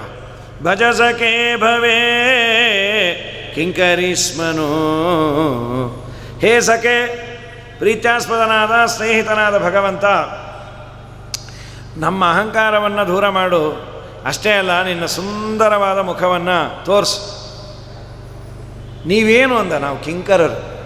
ನಾವು ಹೇಳ್ಬಿಡ್ರಿ ನಿನ್ನ ದಾಸರು. ನಾವೆಂದೂ ಬಾಸ್ ಅಲ್ಲೇ ಅಲ್ಲ, ದಾಸಾನುದಾಸರು. ಕಿಂಕರೀಸ್ಮನು, ನಿನ್ನ ದಾಸರು, ನೀನು ಹೇಳಿದ ಕೆಲಸವನ್ನು ಮಾಡೋರು. ಇಷ್ಟ ಆಡಿದರೆ ದೇವರು ನೋಡ್ಬೋದಂತೆ. ನಮಗೂ ಎಲ್ಲಾದರೂ ಸ್ವಾತಂತ್ರ್ಯದ ಭ್ರಮೆ ಇದೆ, ನಾವೇನು ಅಲ್ಲ, ನಾವೇನು ಕಮ್ಮಿ, ಇರಲಿ ಬಿಡ್ರಿ, ದೇವರು ಬರಲಿಲ್ಲ ಅಂದರೆ ಅವನಿಗೆ ಇಲ್ಲ ಇವತ್ತು ಆಂಧ್ರ ದೇವರಂತಾನೆ. ಕಿಂಕರೀಸ್ಮನು, ಕಿಂಕರಿಯರು, ನಿನ್ನ ಸೇವಕರು ನಾವು. ನಮಗೆ ಭವೆ, ನಮ್ಮ ಕಲ್ಯಾಣಕ್ಕಾಗಿ ಭಜ, ನಮ್ಮನ್ನು ಉದ್ಧಾರ ಮಾಡು. ನಿನಗಾಗಿ ನಾವು ಬಂದಿದ್ದೀವಿ, ನೀವು ಇಲ್ಲದೆ ನಾವಿಲ್ಲಪ್ಪ. ನೀನು ಎಷ್ಟು ಚೆನ್ನಾಗಿದೆ, ನಿನ್ನ ಕಣ್ಣನ್ನು ಆದರೂ ನೋಡಬೇಕು. ಹೇಗಿದೆ ಕಣ್ಣು? ಪುಂಡರೀಕಾಕ್ಷ ಅಂತ ದೇವರ ಕಣ್ಣನ್ನು ಅಂತಾರೆ. ಗೋಪಿಕೆಯರ ಬಗ್ಗೆ ದೇವರ ಕಣ್ಣಿನ ಡೇಟಾ ತಗೋಬೇಕು, ತುಂಬ ಸುಂದರವಾಗಿ ವರ್ಣನೆ ಮಾಡ್ತಾರೆ. ಶರದುದಾಶಯೇ ಸಾಧುಜಾತ ಸತೆ ಸರಸಿಜೋದರ ಶ್ರೀಮುಷಾದೃಶ ಸುರಥನಾಥತೆ ಶುಲ್ಕದಾಸಿಕಾ ವರದ ನಿಘ್ನತೋ ನೇಹ ಕಿಂಬದ. ಕಮಲ ಇದ್ದಾಗಿದೆ ಅಂದರೆ ಪ್ರಾಮಾಣಿಕವಾಗಿ ನಾವು ನೀವು ಇವತ್ತು ನೋಡುವ ಕಮಲ ಅಂದರೆ ಅದರ ಬಗ್ಗೆ ಗೌರವವೇ ಬರೋದಿಲ್ಲ. ಮಾರ್ಕೆಟಲ್ಲಿ ತರ್ತೀವಿ, ಅದು ಅರಳಿರಲ್ಲ. ಮನೆಗೆ ತಂದು ಅದರ ಪೆಟಲ್ಸನ್ನೆಲ್ಲ ನಾವು ಕೈಯಿಂದ ಅರಳಿಸಿ ಏನೋ ಕಷ್ಟಪಟ್ಟು ದೇವರ ಮೇಲೆ ಇಡ್ತೀವಿ. ಒಂದು 5 ನಿಮಿಷಕ್ಕೆ ಅದು ಹೀಗೆ ಬಿದ್ದಿರುತ್ತೆ. ದೇವರ ಕಣ್ಣು ಕಮಲದ ಕಣ್ಣು ಅಂತಿರುತ್ತೆ. ಇದು ನೋಡಿದ್ರೆ ಮುದಿ ಹದ್ದಿದ್ದಾಗಿದೆ. ಏನು ದೇವರ ಕಣ್ಣಿಗೂ ಇದಕ್ಕೆ ಏನು ಸಂಬಂಧ? ಅದಕ್ಕಂದರೂ ನೀವು ಕಿತ್ತಿಟ್ಟ ಕಮಲ ಅಲ್ಲಪ್ಪ, ಶರದುದಾಶಯಗಳು. ಶರತ್ಕಾಲದಲ್ಲಿರುವ ಉದಾಶಯ ಅಂದರೆ ಕ್ಯಾಚ್ಮೆಂಟ್ ಏರಿಯಾ ಆದಂಥ ನದಿಯೋ ನದಿಯಲ್ಲಿ ಕಮಲ ಕಮ್ಮಿ, ನಿಂತ ನೀರಲ್ಲೇ ಅದಿರೋದು. ಸರೋವರಗಳು ಶರದುದಾಶಯೇ. ಈ ಚನ್ನಪಟ್ಟಣಕ್ಕೆ ಹೋಗ್ತಾ ಇತ್ತು, ಈಗೂ ಬ್ರಹ್ಮಣ್ಯ ತೀರ್ಥರ ಹತ್ರ ಹೋಗ್ತಾ ಅಲ್ಲೊಂದು ಯಾವುದೋ ಕೆರೆ ಇದೆ ರೈಟ್ ಸೈಡಲ್ಲಿ, ಸ್ವಲ್ಪ 1-2 ಇರತ್ತೆ, ಎಲ್ಲ ತೊಗೊಂಡು ಹೋಗಿರ್ತಾರೋ ಏನೋ ಗೊತ್ತಿಲ್ಲ. ಈ ನೀರುಗಳೇ ಇಲ್ಲಲ್ಲ, ಅದು ಎಲ್ಲ ಕೆರೆ ಹೇಳಿಲ್ಲ ಅವರು. ಮಳೆಗಾಲದಲ್ಲಿ ಒಳ್ಳೆ ಮಳೆ ಬಂದು ನೀರು ತುಂಬಿರಬೇಕು. ಶರತ್ಕಾಲ ಅಂದರೆ ನಮ್ಮ ನವರಾತ್ರಿಯ ಸಮಯದಲ್ಲಿ ಏನಾಗುತ್ತೆ, ತುಂಬ ಮಳೆ ಇರಲ್ಲ, ತುಂಬ ಬಿಸಿಲು ಇರೋದಿಲ್ಲ, ಎಲ್ಲ ಸರೋವರಗಳು ಚೆನ್ನಾಗಿ ತುಂಬಿರತ್ತೆ. ಆ ಬಿಸಿಲಿಗೆ ಅರಳಿರತ್ತೆ ಕಮಲ. ಅದು ನೋಡ್ಲಿಕ್ಕೆ ತುಂಬ ಚಂದ. ಇನ್ನು ಅದಕ್ಕೆ ಐತರೇಯ ಉಪನಿಷತ್ತಿಗೆ ವ್ಯಾಖ್ಯಾನ ಮಾಡಬೇಕಾದ್ರೆ ಆಚಾರ್ಯರು ದೇವರ ಕಣ್ಣು ಹೇಗಿದೆ ಅನ್ನಬೇಕಾದ್ರೆ ಕಪ್ಯಾಸ ಪುಂಡರೀಕಾಕ್ಷಂ ಅಂದರು. ಕಪ್ಯಾಸ ಕಂ ಪಿಬತಿ ಇತಿ ಕಪಿಹಿ. ಆ ದೇಟಿದೆಯಲ್ಲ, ಕಮಲದ ದೇಟು, ಆ ದೇಟಿನ ಮೇಲೆ ಕಮಲ ಇರಬೇಕು, ದೇಟಿನ ಮೇಲೆ ಇರೋದು. ಆ ದೇಟ್ ಏನು ಮಾಡಬೇಕು ಅಂದರೆ ಕಪಿ ಆಗಿರ್ಬೇಕಂತದ್ದು. ಅದೇನದು ಕಪಿ? ನೀರನ್ನು ಕುಡಿತಾ ಇರಬೇಕು ಅಂತ. ಕಂಪಿಬತಿ, ಅದಿನ್ನೂ ನೀರನ್ನು ಕುಡಿತಾ ಇದ್ದಾಗ ಅಲ್ಲೇ ಅರಳಿರತ್ತಲ್ಲ, ಅದು ನೋಡಲಿಕ್ಕೆ ತುಂಬ ಸುಂದರ. ಹಾಗೆ ನಮ್ಮ ದೇವರ ಕಣ್ಣು ಅಂತ. ಅದನ್ನು ಶರದುದಾಶಯೇ, ಶರತ್ಕಾಲದ ಸರೋವರಗಳಲ್ಲಿ ಸಾಧು ಜಾತಸತೆ ಸರಸಿಜ, ಅಲ್ಲಿ ಚೆನ್ನಾಗಿ ಅರಳಿದ ಕಮಲಗಳ ಕಾಂತಿಯನ್ನು ದೂರ ಮಾಡುವ ಕಾಂತಿ ನಿನ್ನ ಕಣ್ಣು. ಅದನ್ನು ನಿವಾಳಿಸಿ ಹಾಕಬೇಕಂತ ದೇವರ ಕಣ್ಣಿನ ಮುಂದೆ. ಸರಸಿಜೋದರಾಶಿ ಮುಷಾದೃಶ ಸುರತನಾಥತೆ ಅಶುಲ್ಕದಾಸಿಕಾ ಅಂತ. ಏನಮ್ಮಪ್ಪ, ನಿನ್ನನ್ನೇನೂ ಕೇಳೋದಿಲ್ಲ, ನಾನು ನಿಮ್ಮಿಂದ ಸೇವಾ ತೊಗೊಂಡ್ರೆ ಒಂದು ದಾಕ್ಷಿಣ್ಯ ಇರುತ್ತೆ, ಏನೋ ವರ ಕೊಡಬೇಕು ಅಥವಾ ಕೂಲಿ ಕೊಡಬೇಕು, ಇವೆಲ್ಲ ದಯಮಾಡಿ ನೀವು ಸೇವಾ ಮಾಡೋದು ಸಾಕು, ಕೂಲಿ ನಾ ಕೊಡೋದು ಇಲ್ಲ. ಸ್ವಾಮಿ, ನಮಗೆ ಕೂಲಿ ಬೇಡೋ, ನಿನ್ನ ಸೇವಾನೇ ಕೂಲಿ ಸಾಕು, ಸಂಬಾಳ ಕಿಟ್ಟು ಕೊಳ್ಳಯ್ಯ. ನಿನ್ನ ಊಳಿಗಮನ ಮಾಡುವ ಭಾಗ್ಯವನ್ನು ಕೊಟ್ಟರೆ ಅದಕ್ಕಿನ್ನ ದೊಡ್ಡ ಶ್ರೀಮಂತಿಕೆ ಇನ್ನೇನು. ಅಶುಲ್ಕ ದಾಸಿಕ, ಶುಲ್ಕ ಅಂದರೆ ಪೇ ಆ್ಯಂಡ್ ಪಾರ್ಕ್, ಅಶುಲ್ಕ ದಾಸಿಕಾ. ನಾವು ಹಣ ತೆಗೆದುಕೊಂಡು ನಿನ್ನ ದಾಸಿಯರಾದದ್ದಲ್ಲ, ನೀನು ಅನಾದಿ ಕಾಲದಿಂದ ಈಶಾ, ನಾವು ಅನಾದಿ ಕಾಲದಿಂದ ದಾಸಿಯರು. ನಿನ್ನ ಸೇವಾ ಭಾಗ್ಯ ಸಿಗೋದೇ ದೊಡ್ಡ ಭಾಗ್ಯ, ಅದು ದೊಡ್ಡ ಭಾಗ್ಯ. ಅದರ ಮುಂದೆ ಏನು ಹಣ ಕೊಡ್ತೀವಿ? ದೇವರ ಸೇವೆಗೆ ಹಣ ಅಂತ ಆ್ಯಕ್ಚುಯಲ್ಲ. ಇವತ್ತು ನಿಮ್ಮ ಜೀವನ ನಡಿಬೇಕು ಅಂತ ಪೂಜಾದಿಗಳಿಗೆ ಹಣ ಅಂತ ಫಿಕ್ಸ್ ಆಗಿದೆ. ಶಾಸ್ತ್ರ ಹೇಳೋದು ಪೂಜೆಗೆ ಹಣವನ್ನು ತೆಗೆದುಕೊಂಡು ಪೂಜೆಯನ್ನೇ ಮಾಡಬಾರ್ದು ಅಂತ. ಕಠಿಣ ಇದೆ ಆ ನಿಯಮಗಳನ್ನು ಇವತ್ತು ಪರಿಪಾಲನೆ ಮಾಡಿ. ಅದಕ್ಕೆ ಸಂಭಾವನೆ, ಗೌರವಧನ ಹೆಸರು ಬೇರೆ ಬೇರೆ. ಅದು ಸಂಬಳಕ್ಕಾಗಿ ಪೂಜೆ ಅನ್ನೋ ಮಾತೇ ಇಲ್ಲಂತೆ. ಇನ್ನೂ ಒಂದು ದೇವರಂತ, ನೀ ಪ್ರಾಮಾಣಿಕವಾಗಿ ಪೂಜೆ ಮಾಡು, ನಿನಗೇನು ಬೇಕೋ ಅದನ್ನು ನಾನು ಕೊಡ್ತೇನೆ, ನೀನು ಯಾರ್ಯಾರನ್ನೂ ಕೇಳಲೇಬೇಡ, ನಿನ್ನ ಅಕೌಂಟಲ್ಲಿ ಏನು ಬರಬೇಕೋ, ನೀ ಎಲ್ಲ ಅರಣ್ಯದಲ್ಲಿದ್ದರೂ ನಾನು ಕೊಡ್ತೇನೆ ಅಂತ. ಇವತ್ತು ನಮಗೆ ಆ ವಿಶ್ವಾಸ ಕಮ್ಮಿ, ಆದ್ದರಿಂದ ನಾವು ಮಾಡೋದಿಲ್ಲ. ಪ್ರಾಚೀನರು ಹಾಗೆ ಮಾಡಿಕೊಂಡು ಬಂದು ಯಾರೇ ದೇವರು ಅವ್ರಿಗೇನೇನು ಅವರ ಪಾಲಿಂದ ಏನು ಕೊಡಬೇಕು ಕೊಟ್ಟು ಇದ್ದಾನೆ. ಅಶುಲ್ಕ ದಾಸಿಕಾಹ ವರದ ನಿಘ್ನತೋ ನೇಹ ಕಿಂಬದಹ. ನಮ್ಮಪ್ಪ, ನೀನು ಈಗ ಆಯುಧ ಇಲ್ಲದೆ ನಮ್ಮನ್ನು ಕೊಲ್ತಾ ಇದ್ದಿ, ನೀ ದೂರ ಹೋಗಿ, ನೀ ಇಲ್ಲದೆ ನಾವಿರೋದಿಲ್ಲ. ಇದು ನಮ್ಮನ್ನು ಕೊಲ್ಲೋ ರೀತಿ, ಇದು ಶಸ್ತ್ರ ಇಲ್ಲದೆ ಮಾಡುವ ವಧ ಇದು. ಹೀಗೆಲ್ಲ ಅರ್ಧರಾತ್ರಿಯಲ್ಲಿ ಕೈ ಬಿಟ್ಟು ಹೋದರೆ ಗತಿ ಏನು ಕೃಷ್ಣ? ನೀ ಇಲ್ಲದೆ ನಾವಿಲ್ಲಪ್ಪ, ನಿನ್ನ ಕಣ್ಣನ್ನಾದರೂ ನಿನ್ನ ಕುಡಿನೋಟ ನಮ್ಮ ಮೇಲೆ ಬೀಳಲಿ. ದೇವರಂದ, ನಾನು ಏನು ರಕ್ಷಣೆ ಮಾಡಿದ್ದೀನಿ ಅಂತ ನೀನು ಕೇಳಬಹುದಲ್ಲ ಸ್ವಾಮಿ. ನೀನು ನಮ್ಮ ಎದುರಿಗೆ ಬಾ ಬಾ ಬಾ ಬಾ ಬಾ ಅಂತ ಇದ್ದೀರಿ, ನಾನು ಯಾಕೆ ಬರಬೇಕು? ಇಲ್ಲ, ನಮ್ಮನ್ನು ತುಂಬ ರಕ್ಷಣೆ ಮಾಡಿದೆ, ಏನು ಮಾಡಿದ್ದೀನಿ ಹೇಳಿ? ಔಪಚಾರಿಕವಾಗಿ ಸುಮ್ಮನೆ ನಿಮ್ಮಿಂದ ಏನೋ ನಮ್ಮ ಕೆಲಸ ಆಗಬೇಕು ಅಂತಾದರೆ ಇಂದ್ರ ಚಂದ್ರ ದೇವೇಂದ್ರ ಅಂದು ನಿಮ್ಮ ನೋಡಿದ್ರೆ ತುಂಬ ಸಂತೋಷ ಆಗುತ್ತೆ. ನಮ್ಮೆಲ್ಲ ಕೆಲಸ ನಿಮ್ಮಿಂದಾನೇ ಆಗಿದ್ದು, ನಾನು ಯಾವತ್ತೂ ಮಾಡೇ ಇಲ್ಲಲ್ಲ, ನಿಮ್ಮ ಹೆಸರು ಹೇಳೇ ನಾನು ಮಾಡಿಕೊಂಡೆ ಅಂತ. ಸುಮ್ಮನೆ ಏನೋ ಅವ್ರಿಗೂ ಒಂದು ಸಂತೋಷ, ಅವ್ರ ಮನೆ ಏನೋ ಕಾರ್ಯಕ್ರಮ ಚೆನ್ನಾಗಾಗಿತ್ತು. ಈ ಆಸಾಮಿ ಇರಲಿಲ್ಲ, ಎಲ್ಲೋ ಇಂಗ್ಲೆಂಡಲ್ಲಿದ್ದ. ವಾಪಸ್ಸು ಬಂದಾಗ ಅವರನ್ನು ಭೇಟಿಯಾಗಿ ನಿಮ್ಮ 60 ವರ್ಷ ಶಾಂತಿ ತುಂಬ ಚೆನ್ನಾಗಾಯ್ತಂತೆ ಅಂದ. ಇವರು ಸುಮ್ಮನೆ ಇರಲಾರ್ದೆ ಏನಂದರು ಅಂದರೆ ನಿಮ್ಮಿಂದಾನೇ ರಾಯರೇ ಅಂದರು. ನಾ ಇಂಗ್ಲೆಂಡಲ್ಲಿದ್ದೆ, ಇವ್ರು ನೋಡಿದ್ದು ಇಲ್ಲಿ, ಏನೋ ಹೋಗಲಿ ಬಿಟ್ಟು ನಂತರ ಯಾರೋ ಬಂದಿದ್ರೋ ಏನೋ ನಮ್ಮ ಕಸಿನ್ಸು, ನಾವು ಎಲ್ಲಿ ಕಾಲಿಟ್ರೋ ಹಾಗೆ ಅಂತಂದ. ಪಕ್ಕದಲ್ಲೊಬ್ಬ ತಲೆ ಹರಟ ಇದ್ದ, ರಾಯರೇ ಅವ್ರು ಈ ದೇಶದಲ್ಲೇ ಇರಲಿಲ್ಲ, ನೀವು ನೋಡಿದ್ರೆ ನಿಮ್ಮಿಂದ ಅಂತ ಏನಂದ್ರೆ ಮೆತ್ತಗೆ ಕೇಳ್ದ. ನಾನು ಅದನ್ನೇ ಅಂದಿದ್ದು, ಅವ್ರು ಬರದೇ ಇದ್ದದ್ದರಿಂದಾನೇ ಚೆನ್ನಾಗಾಗಿದ್ದು, ಲಾಸ್ಟ್ ಟೈಮ್ ಬಂದು ತುಂಬ ಹಾಳು ಮಾಡಿದ್ರು, ನಿಮ್ಮಿಂದಾನೇ ಅಂದರೆ ನಿಮ್ಮ ಅಭಾವದಿಂದ ಅಂತ. ಹಾಗೆ ನಿನ್ನಿಂದ ಅಂತ ಅಂತೀರಲ್ಲ, ನಾನೇನಾದರೂ ಮಾಡಿದ್ದೇನಾ? ಅವರೆಲ್ಲ ಸಂಗ್ರಹ ಮಾಡಿ ಹೇಳ್ತಾರೆ. ವಿಷಜಲಾಶಯಾತ್ ವ್ಯಾಲರಾಕ್ಷಸಾತ್ ವರಜಮಾರುತಾತ್ ವೈದ್ಯುತಾನಲಾತ್ ವೃಷಮಯಾತ್ ಭಯಾತ್ ವಿಶ್ವತೋಮುಖಾತ್ ವೃಷಭತೆ ವಯಂ ರಕ್ಷಿತಾಮೋ ವಿಷಜಲಾಶಯಾತ್. ಈ ಘಟನೆ ಆಗುವ ಇಮ್ಮಿಡಿಯೇಟ್ ಹಿಂದೆ ನಡೆದದ್ದು ಕಾಳಿಂಗ ಮರ್ದನ, ಗೋಪಿಗೀತೆಯ ಹಿಂದೆ ಆದದ್ದು. ತಕ್ಷಣ ಅದನ್ನೇ ಹೇಳ್ತಾರೆ. ಯಾರಿಂದಲೂ ಮಾಡಲಾಗದ ಅತಿ ದೊಡ್ಡ ಕೆಲಸ ಅಂದರೆ ಆ ಕಾಳಿಂಗನನ್ನು ಮಣಿಸಿದ್ದು ನಮ್ಮಪ್ಪ. ಅವನನ್ನು ನೀನು ಹೊಡೆಯೋದಲ್ಲದೆ ನಮಗೊಂದು ಎಂಟರ್ಟೈನ್ಮೆಂಟು ಕೊಟ್ಟು, ಕಾಳಿಯನಾಗನ ಮೇಲೆ ಆ ನರ್ತನವನ್ನು ಕಣ್ತುಂಬ ನೋಡಿ ಒನ್ಸ್ ಮೋರ್ ಅಂದು ಆನಂದ ಪಟ್ವಿ. ಎಂಥ ನರ್ತನ ಅದು! ಅದನ್ನು ಮತ್ತೆ ನೋಡಿದ ಪುಣ್ಯಾತ್ಮರು ನಮ್ಮ ವ್ಯಾಸರಾಜರು. ಅವ್ರಿಗೆ ಮತ್ತೆ ಸಿ ಡಿ ನೋಡಬೇಕು ಅಂತ ಅಪೇಕ್ಷೆ ಆಯಿತು. ಕೃಷ್ಣ ಆ ಸಿ ಡಿ, ಆಗೆಲ್ಲ ಸಿ ಡಿ ಮಾಡಿಯೋ ವಿಜಯೇಂದ್ರ ಇಲ್ಲಪ್ಪ ಅಂದರು. ಮತ್ತು ನಾವು ನೋಡಬೇಕಲ್ಲ, ನಿಮಗೊಂದಿನ ತೋರಿಸ್ತೀನಿ ಅಂತ ಲೈವ್ ತೋರಿಸಿ ಅನಂತ್ರಿ. ಎಂಥ ಪುಣ್ಯಾತ್ಮರು! ಶಾಲಿಗ್ರಾಮ ಶ್ರೀಪಾದರಾಜರ ಅಭ್ಯಂಗನಕ್ಕೆ ಹೋದಾಗ ಪೆಟ್ಟಿಗೆಯನ್ನು ಎಂದೂ ತೆಗೆಯಲಾಗದನ್ನು ತನ್ಮಯರಾಗಿ ಹೀಗೆ ಅಂದ್ಯಾರೆ ಬಂತು. ದೇವರನ್ನು ನೋಡಿ ತಾಳ ಹಾಕ್ತಾಯಿದ್ರೆ ದೇವರ ನರ್ತನೆ ಮಾಡ್ತೀಯಾನೆ, ಅಲ್ಲಿ ಕರ್ಕೊಂಡು ಹೊಟ್ಟೋದ. ಯಮುನೆಯ ತೀರದಲ್ಲಿ ಸಾವಿರಾರು ಜನ, ಹಾವಿನ ಮೇಲೆ ದೇವರ ನರ್ತನ, ಅವರು ಇವರೊಬ್ಬರು ಆಡಿಯನ್ನಾಗಿ ತಾಳ ಹಾಕ್ತಾಯಿದ್ದಾರೆ. ಡೊಳ್ಳಿನ ಮೇಲ್ಕೈಯ ಭರ್ಮಪ್ಪ ಹಾಕ್ಯಾನು ಶಿವಪ್ಪ ತಾಳವ ಕುಟ್ಟಾನ್ಮ್ಯಾಲ್, ಒಳ್ಳೊಳ್ಳೆ ಪದಗಾಳ ನಮ್ಮಪ್ಪ ಹಾಡ್ಯಾನು ಚಲವ ಕನಕಪ್ಪ ಕುಣದ ಅನ್ಮ್ಯಾಲ್. ದೇವಿ ನಮ್ಮ ದ್ಯಾವರು ಬಂದರೆ ಬನ್ನೀರೆ ನೋಡ ಬನ್ನೀರೆ, ಬನ್ನೀರೆ ನೋಡ ಬನ್ನೀರೆ. ಕರಿಯ ಹೊಳೆಯಲ್ಲಿ ತುರುಗಾಗಳ ಕಾಯುತ್ತ ಉರುಗಾನ ಹೆಡಮ್ಯಾಲ್ ಧುಮುಕಾನ್ ಮ್ಯಾಲ್. ಉರುಗಾನ ಹೆಡ ಮೇಲೆ ಹಾರ್ಯಾರಿ ಕುಣಿವಾಗ ನಾರೇರಿ ವರವಾನ್ ಇತ್ತಾನ್ ಮ್ಯಾಲ್. ದೇವಿ ನಮ್ಮ ದ್ಯಾವರು ಬಂದರೆ ಬನ್ನೀರೆ ನೋಡ ಬನ್ನೀರೆ, ಬನ್ನೀರೆ ನೋಡ ಬನ್ನೀರೆ. ಎಲ್ಲ ಮಹಾನುಭಾವರು ಅವರು ಕೇಳಿಕೊಂಡದ್ದನ್ನು ದೇವರು ಸ್ಕ್ರೀನ್ ಮೇಲೆ ತೋರಿಸಿದ್ದರಿಂದ ಇಷ್ಟು ವೈಭವದಿಂದ ವರ್ಣನೆ ಮಾಡಬೇಕು. ಮಧುರಾಯ ಸ್ವಾಮಿಗಳ ಅನೀನದ ಪದ್ಮಭುವ ಮೃದಂಗಂ ಜಗವು ಹನುಮಾನ್ ಜಗತಾಮಧೀಶಂ. ವ್ಯಾಸರಾಜರ ಅದ್ಭುತವಾದ ನರ್ತನವನ್ನು ನೋಡಿದ್ರು ಅಂತ ಪ್ರಕೃತದಲ್ಲ ಅಂದರು.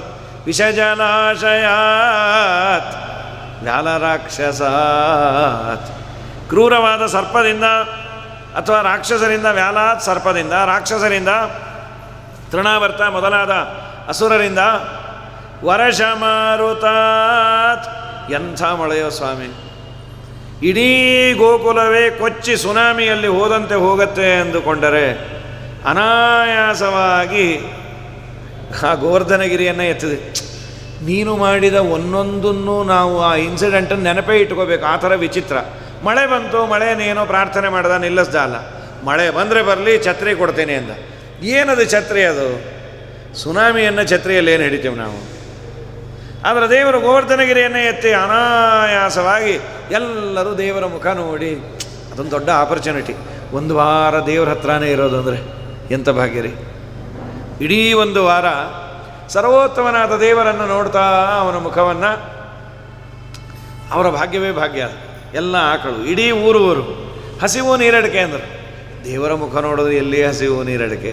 ಮುಕ್ತರಿಗೆ ಇಲ್ಲ, ದೇವರನ್ನು ನೋಡ್ತಾ ಇರೆ ಹಸಿವಿಲ್ಲ, ನೀರಡಿಕೆ ಇಲ್ಲ. ಹಾಗಾಗಿ ವೈದ್ಯುತಾನಲಾತ್, ಮತ್ತು ವ್ಯಾಲರಾಕ್ಷಸಾತ್ ವರಷಮಾರುತಾತ್ ವೈದ್ಯುತಾನಲಾತ್. ಅಲ್ಲೇ ಬಂದಂತಹ ವಿದ್ಯುತ್ ಸಂಬಂಧಿಯಾದ ಬೆಂಕಿ, ಕಾಡ್ಗಿಚ್ಚು, ಅದನ್ನು ಕುಡಿದು ರಕ್ಷಣೆ ಮಾಡಿದೆ. ವೃಷಮಯಾತ್ ಭಯಾತ್, ಇನ್ನು ವತ್ಸಾಸುರ ನಿಮಿತ್ತದಿಂದ ಭಯ. ಹೀಗೆಲ್ಲ ಹೇಳಿ ಕಡೆಗಂದ್ರೆ ನಾವು ಎಷ್ಟು ದಡ್ಡರು. ಒಂದು 5-6 ದೇವರಿಂದ ರಕ್ಷಿತರಾಗಿ 100 ನಾವೇ ಮಾಡ್ಕೊಂಡಿದ್ದೀವಿ ಅಂದರೆ ಲಿಸ್ಟ್ ಮಾಡಬೇಕು. ಎಲ್ಲವೂ ದೇವರಿಂದ ಅಂತಾದಾಗ ಇದು ನಿನ್ನಿಂದ, ಇದು ನಿನ್ನಿಂದ, ಇದು ನಿನ್ನಿಂದ, ಇದು ಬೇರೆಯವರಿಂದನಾ? ದೇವರಿಂದ. ವಿಶ್ವತೋಮುಖಾತ್, ನೀ ಇಲ್ಲ ಅಂದರೆ ನಾವಿಲ್ಲೇ ಇಲ್ಲ. ನಮಗೇನೇ ಆಪತ್ತುಗಳು ಬಂದರೂ ಆಪತ್ತು ಬಾರದಂತೆ ಕೆಲವು ಮಾಡಿದೆ, ಕೆಲವು ಆಪತ್ತುಗಳನ್ನು ಕೊಟ್ಟು ರಕ್ಷಣೆ ಮಾಡಿ ನಾನೇ ರಕ್ಷಕ ಅನ್ನೋ ತೋರಿಸಿದೆ. ನೀನಿಲ್ಲದೆ ನಾವಿಲ್ಲ.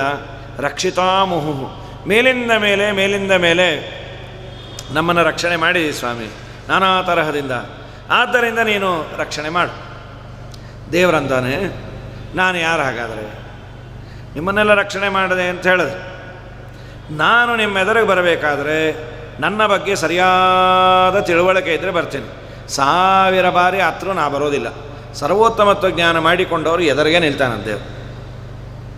ಸದಾ ಶಾಸ್ತ್ರದ ಪಾಠ ಪ್ರವಚನದಲ್ಲೇ ನಿರತರಾಗಿದ್ದರೆ ಅವ್ರ ಎದುರಿಗೆ ದೇವರಿರ್ತಾನಂತೆ. ನತಾದೃಶಿ ಪ್ರೀತಿರಿಢ್ಯಸ್ಯ ವಿಷ್ಣೋ ಗುಣೋತ್ಕರ್ಷ ಜ್ಞಾತರಿ ಯಾದೃಶಿ ಸ್ಯಾತ್. ದೇವರ ಗುಣೋತ್ಕರ್ಷದ ಬಗ್ಗೆ ಗೊತ್ತಿದ್ದರೆ, ದೇವರ ಮಾಹಿತಿ ಗೊತ್ತಿದ್ದರೆ ನಿಲ್ತೇನೆ. ನಾನು ಯಾರು? ಓ ನೀ ಯಾರು ಗೊತ್ತು ಅಂದ್ರೆ ಯಾರು? ಪ್ರಾಯ ದೇವರು ಯಾರು ಅಂದರೆ ದೇವಕಿ ವಸುದೇವನ ಮಗ, ನಂದ ಯಶೋದಮ್ಮನ ಸಾಕು ಮಗ ಅಲ್ಲ ಅಂದರು. ದೇವಕಿ ವಸುದೇವನ ಮಗ ಅನ್ನೋದು ಇನ್ನೂ ಗೋಪಿಕಾಸ್ತ್ರೀಯರು ಗೊತ್ತೇ ಇಲ್ಲ. ನಂದ ಯಶೋದನ ಮಗ ಅಂತಾನೆ ಪ್ರಸಿದ್ಧಿ. ನೀನು ನಂದ ಯಶೋದನ ಮಗನ ಅಲ್ಲ ಅಂದ. ದೇವರಂದ, ಅಬ್ಬ ಸರಿಯಾಗಿ ಗೊತ್ತೇ ನಿಮಗೆ, ಅಂತೂ ನನ್ನ ಡೇಟಾ. ಸಕಲು ಗೋಪಿಕಾ ನಂದನೋ ಭವಾನ್ ಅಖಿಲ ದೇಹಿನಾಂ ಅಂತರಾತ್ಮದೃಕೆ ವಿಕನಸಾರ್ಚಿತೋ ವಿಶ್ವಗುಪ್ತಯೇ ಸಕಬುದೇವಾನ್ ಸಾತ್ವತಾಂಕುಲೇ. ಸಕಲ ಗೋಪಿಕಾನಂದನೋ ಭವಾನ್ ಅಖಿಲ ದೇಹಿನಾಂ ಅಂತರಾತ್ಮದೃಕೆ. ಎಲ್ಲ ದೇಹಿಗಳ ಅಂತರ್ಯಾಮಿನಿ, ಒಳಗಿರುವ ಭಗವಂತನೇ ಅಲ್ಲ, ನಂದ ಯಶೋದಮ್ಮನ ಮಗ ಅಲ್ಲ. ಮತ್ತು ಅವ್ರ ಮನೆಯಲ್ಲೇ ಯಾಕಿದ್ದೀನಿ ಅಂತ ನೀನು ಕೇಳಬಹುದು.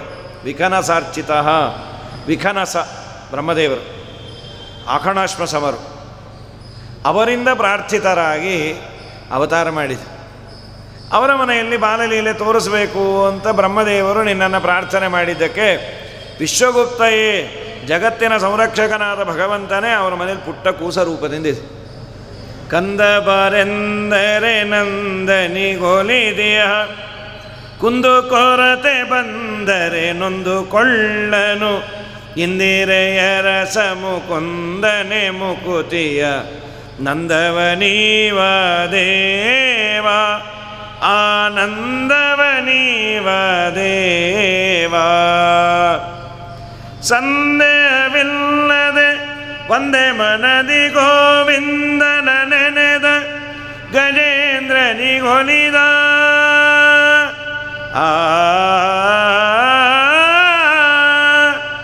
ಸಂದೇಹವಿಲ್ಲದೆ ಒಂದೇ ಮನದಿ ಗೋವಿಂದನ ನೆನೆದ ಗಜೇಂದ್ರನಿಗೊಲಿದ, ಉಪೇಂದ್ರನ ಶುಭಗುಣ ಸಾಂದ್ರನ ಯದುಕುಲ ಚಂದ್ರನ ವಂದಿಸಿರೋ ಯದುಕುಲ ನಂದನ ವಂದಿಸಿರೋ. ನಾರಾಯಣನ ನೆನೆ ಮನವೇ ನಾರಾಯಣನ ನೆನೆ, ನಾರಾಯಣನ ಮನ್ನಿಸು ವರ್ಣಿಸು ಆರಾಧನೆಗಳ ಮಾಡುತ್ತ ಪಾಡುತ್ತ, ನೀರಾಜನದಿಂದ ಅರ್ಚಿಸು ಮೆಚ್ಚಿಸು ಪಾರಾಯಣ ಪ್ರಿಯನ ವೇದ ಪಾರಾಯಣ ಪ್ರಿಯನ.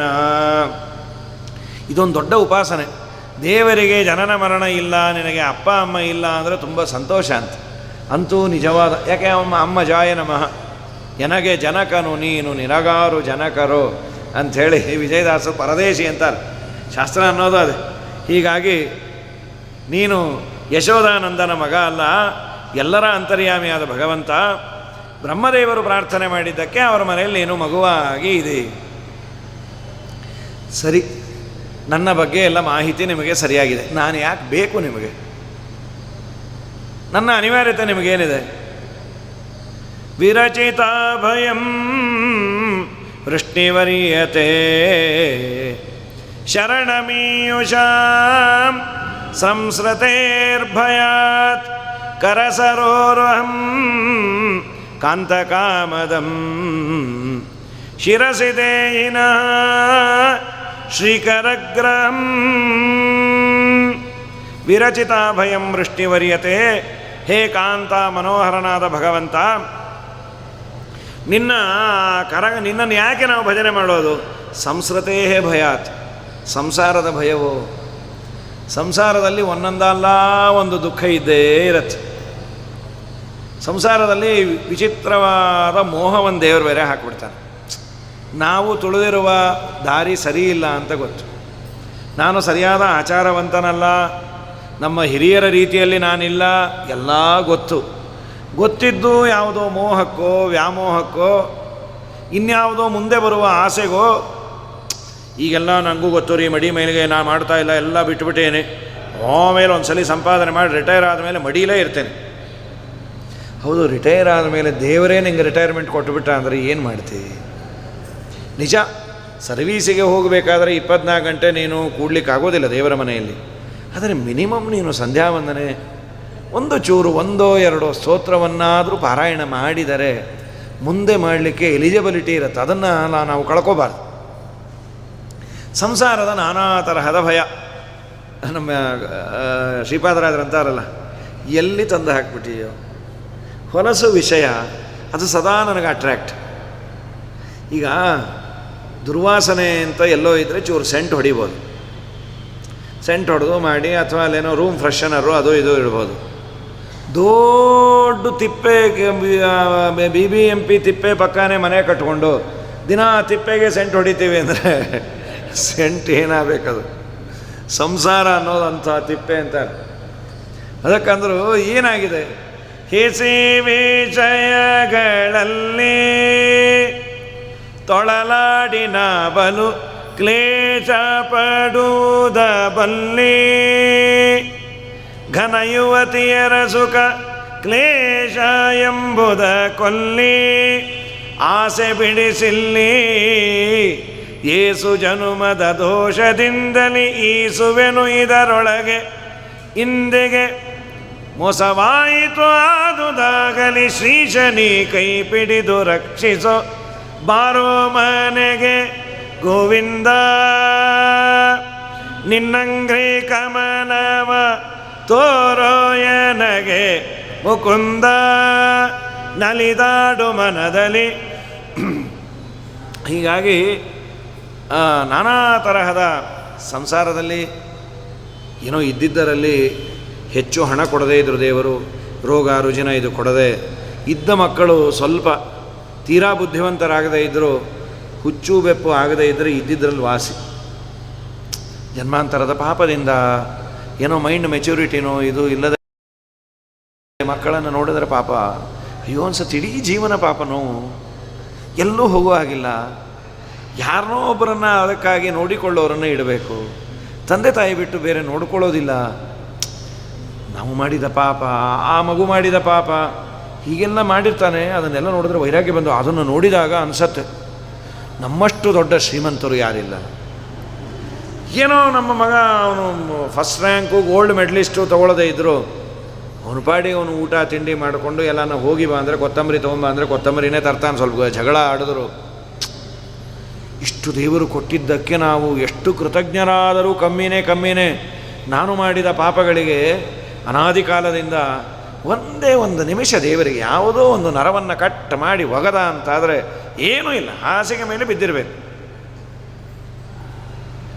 ಚೆನ್ನಾಗಿದ್ದಂತಹ ವ್ಯಕ್ತಿಗಳು ಯಾವುದೋ ಒಂದು ಸ್ಪೈನಲ್ ಕಾರ್ಡಲ್ಲಿ ಒಂದು ಯಾವುದೋ ಗಟ್ಟಿಯಾಗಿ ಒತ್ಕೊಳ್ತು.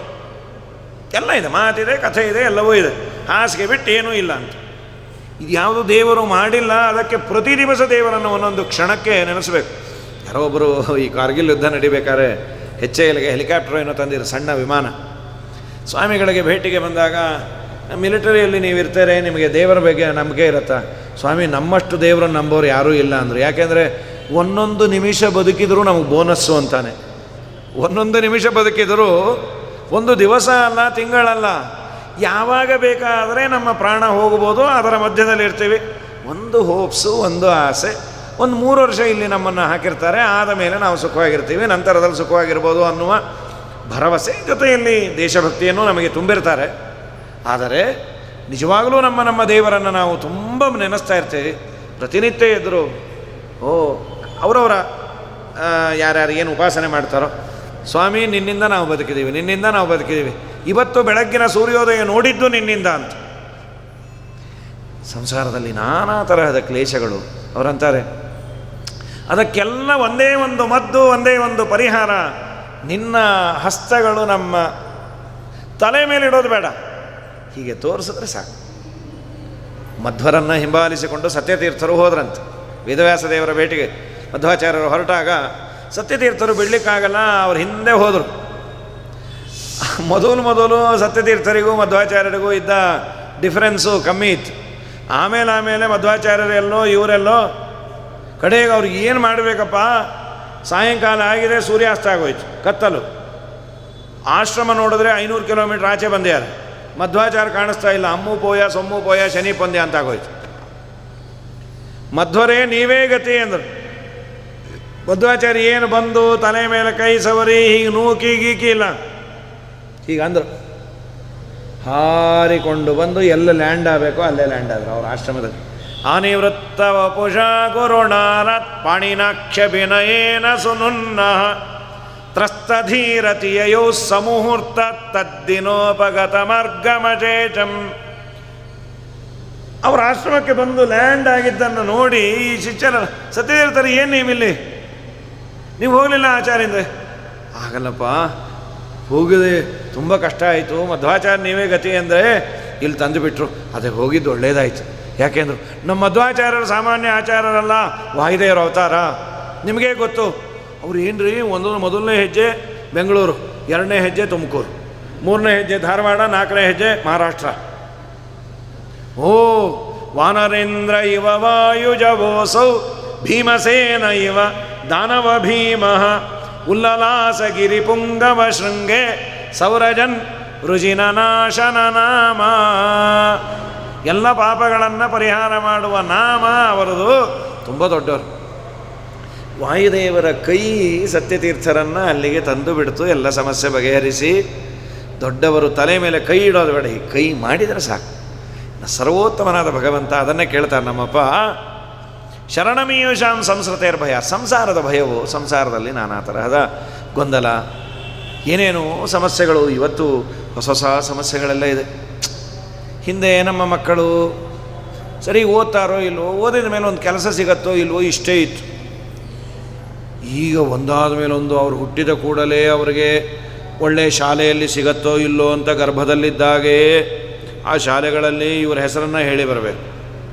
ಆ ಶಾಲೆಯಲ್ಲಿ ಸೇರಿದ ಮೇಲೆ ಅವ್ರ ಜೊತೆಗೆ ನಾವು ಟ್ಯೂಷನ್ಗೆ ಹೋಗಿ ಒದ್ದಾಡಿ ಸತ್ತು ಸುಣ್ಣ ಆಗಿ, ಅಂತೂ ಅವನೇನೋ SLC ಮುಗಿಸಿ ಅವನನ್ನು ಏನೋ ಡಾಕ್ಟರು ಏನು ಮಾಡೋದು, ಅದಕ್ಕೆ ಎಷ್ಟು ಫೀಸು, ವರ್ಷದಿಂದ ವರ್ಷಕ್ಕೆ ಸ್ಟ್ರಕ್ಚರ್ಗಳು ಚೇಂಜ್ ಆಗ್ತಾ ಇರ್ತದೆ. CETದು, ಕಾಮೆಡ್ಡು, ಇನ್ನೊಂದು ಮತ್ತೊಂದು ಏನೋ ಅಂತೂ ಸೇರಿಸಿ ಮಾಡಿ ಅವನು ಒಂದು ಗ್ರ್ಯಾಜುಯೇಟ್ ಮುಗಿಸ್ತಾ ಅಂದಮೇಲೆ ಅವನಿಗೆ ಕೆಲಸ ಸಿಗತ್ತಾ, ಅವನಿಗೆ ಬೇಕಾದ ಕೆಲಸ ಸಿಗತ್ತಾ, ಅವನು ಈ ದೇಶದಲ್ಲೇ ಇರ್ತಾನೋ ಹೊರದೇಶಕ್ಕೆ ಹೋಗ್ತಾನೋ, ಟೆಂಪರರಿ ಹೋಗ್ತಾನೋ, ಅಲ್ಲಿ ನೋಡಿದ್ರೆ ಟ್ರಂಪ್ ಕಾರ್ಡ್ ಕೊಟ್ಟು ವಾಪಸ್ ಕಳಿಸ್ತಾನೋ, ಒಂದೊಂದು ಅಲ್ಲ ಇದು ನಾನಾ ಥರದ. ಯಾಕೆಂದರೆ ಅದರ ಮೇಲೆ ಅವರು ಬರೋ ಸಂಬಳಕ್ಕೆ ತಕ್ಕ ಹಾಗೆ ಸಾಲಂಕಾರ ತೀರ್ಥರೇ ನಾವೆಲ್ಲ ಬೇಕಾದ ಸಾಲ ಸೋಲ ಎಲ್ಲ ಮಾಡಿ ಕೂತ್ಬಿಟ್ಟಿರ್ತೀವಿ. ಒಂದು ಸಲ ಕೆಲಸದಿಂದ ತೆಗೆದು ಹಾಕಿದ್ರು ಅಂದರೆ ಲೋನ್ ಅಂಥೇಳಿ ಆಮೇಲೆ ಅಲೋನಾಗಿ ಸುತ್ತುತ್ತಾ ಇರೋದು.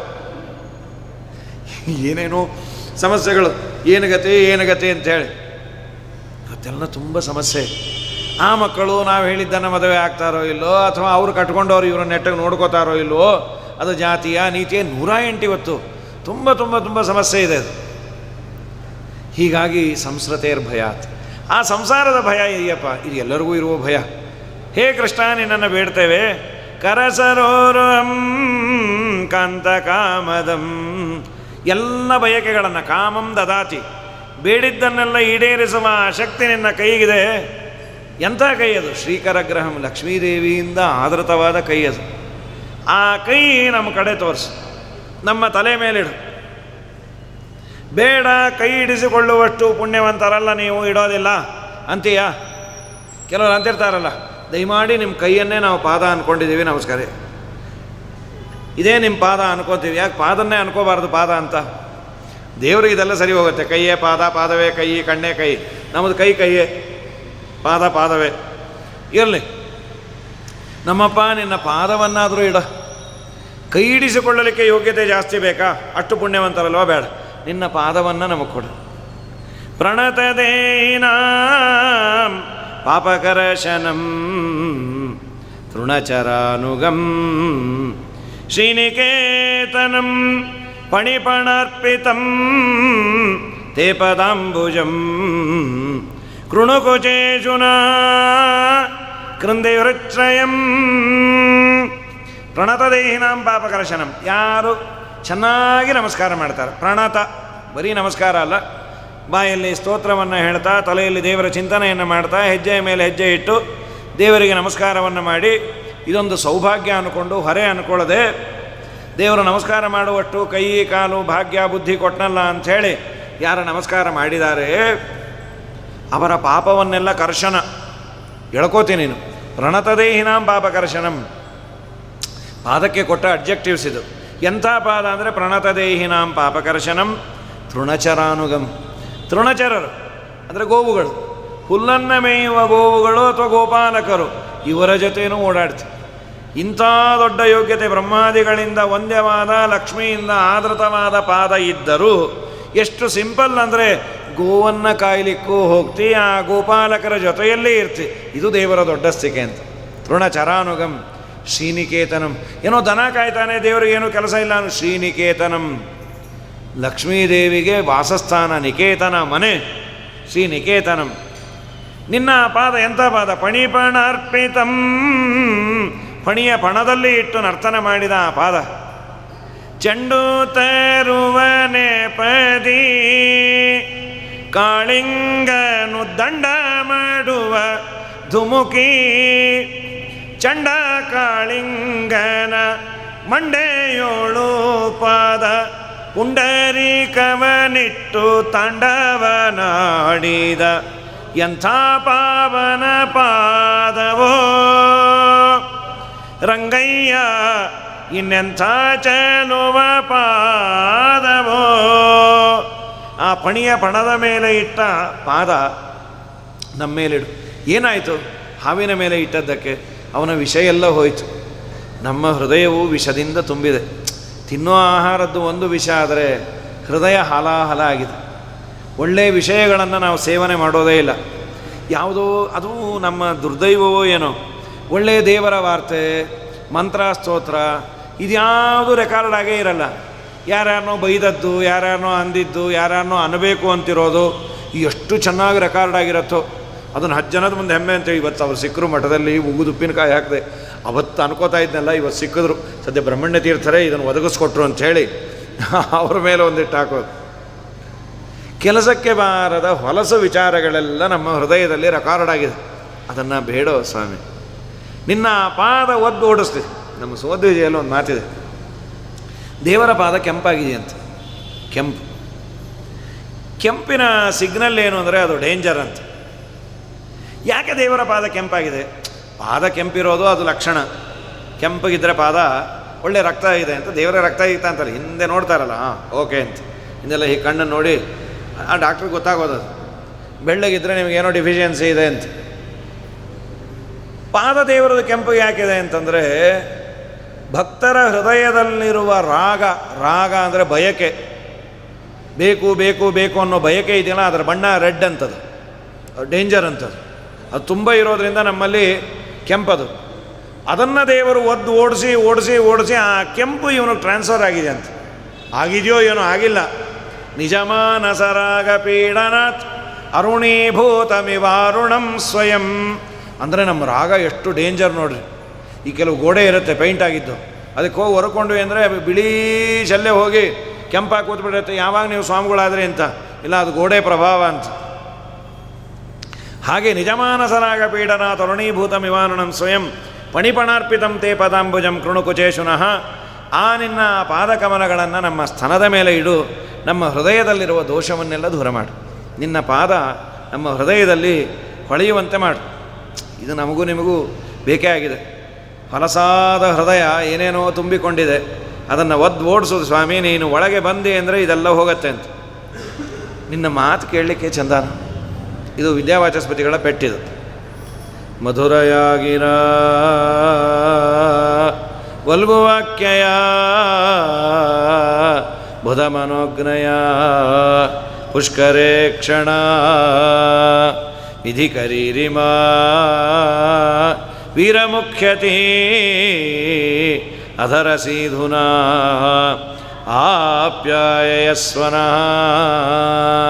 ಅವರ ಉಪನ್ಯಾಸದ ನ್ಯಾಷನಲ್ ಆಂಥಮ್ ಇದು. ಯಾವುದೇ ಉಪನ್ಯಾಸದಲ್ಲೂ ಕಡೆಗೆ ಮಧುರಯಾಗಿರ ನಮ್ಮಪ್ಪ ನಿನ್ನ ಮಧುರವಾದ ಮಾತು, ವಲ್ಗುವಾಕ್ಯ, ಮುದ್ದಾದ ಮಾತು. ಮಕ್ಕಳು ಮುದ್ದು ಮುದ್ದಾಗಿ ಮಾತಾಡ್ತಾ ಇದ್ದರೆ ಕೇಳಲಿಕ್ಕೆ ಚೆಂದ. ಅದು ದೇವರ ಮಾತು ಮುದ್ದಾಗಿರೋದಂತ. ಆದರೆ ಮಕ್ಕಳ ಮಾತನ್ನು ನಾವು ವ್ಯಾಲಿಡಿಟಿ ಕೊಡೋದು ಕಮ್ಮಿ. ಕೇಳಲಿಕ್ಕೆ ಚೆಂದ ಅಂಥೇಳಿ ಆ ಮಗು ಏನೇನೋ ಕೇಳಿದ್ದನ್ನೆಲ್ಲ ತೊಗೊಳ್ಳಲ್ಲ. ಮಗು ಮಾತು ಸೀರಿಯಸ್ ಆಗಿ ತೊಗೋಬೇಕ್ರಿ. ಮುದ್ದು ಮುದ್ದಾಗಿರುತ್ತೆ, ಕೇಳಲಿಕ್ಕೆ ಚೆಂದ. ಆದರೆ ದೇವರ ಮಾತು ಕೇಳಲಿಕ್ಕೆ ಚೆಂದ ಅಷ್ಟೇ ಇಲ್ಲ, ಬುಧ ಮನೋಜ್ಞೆಯ ಮಧುರಯಾಗಿರ, ಮಧುರವಾದ ಮಾತು, ವಲ್ಗುವಾಕ್ಯೆಯ ಮುದ್ದಾದ ಮಾತು, ಜ್ಞಾನಿಗಳಿಗೂ ಮನಸ್ಸನ್ನು ಅಪಹಾರ ಮಾಡುವ ಮಾತು. ಪುಷ್ಕರೇ ಕ್ಷಣ. ಸ್ವಾಮಿ ಇನ್ನೊಂದು 10 ನಿಮಿಷಕ್ಕೆ ಮುಗಿಸೋದಲ್ಲ. ಪುಷ್ಕರೇ ಕ್ಷಣ ವಿಧಿಕರೀರಿಮ.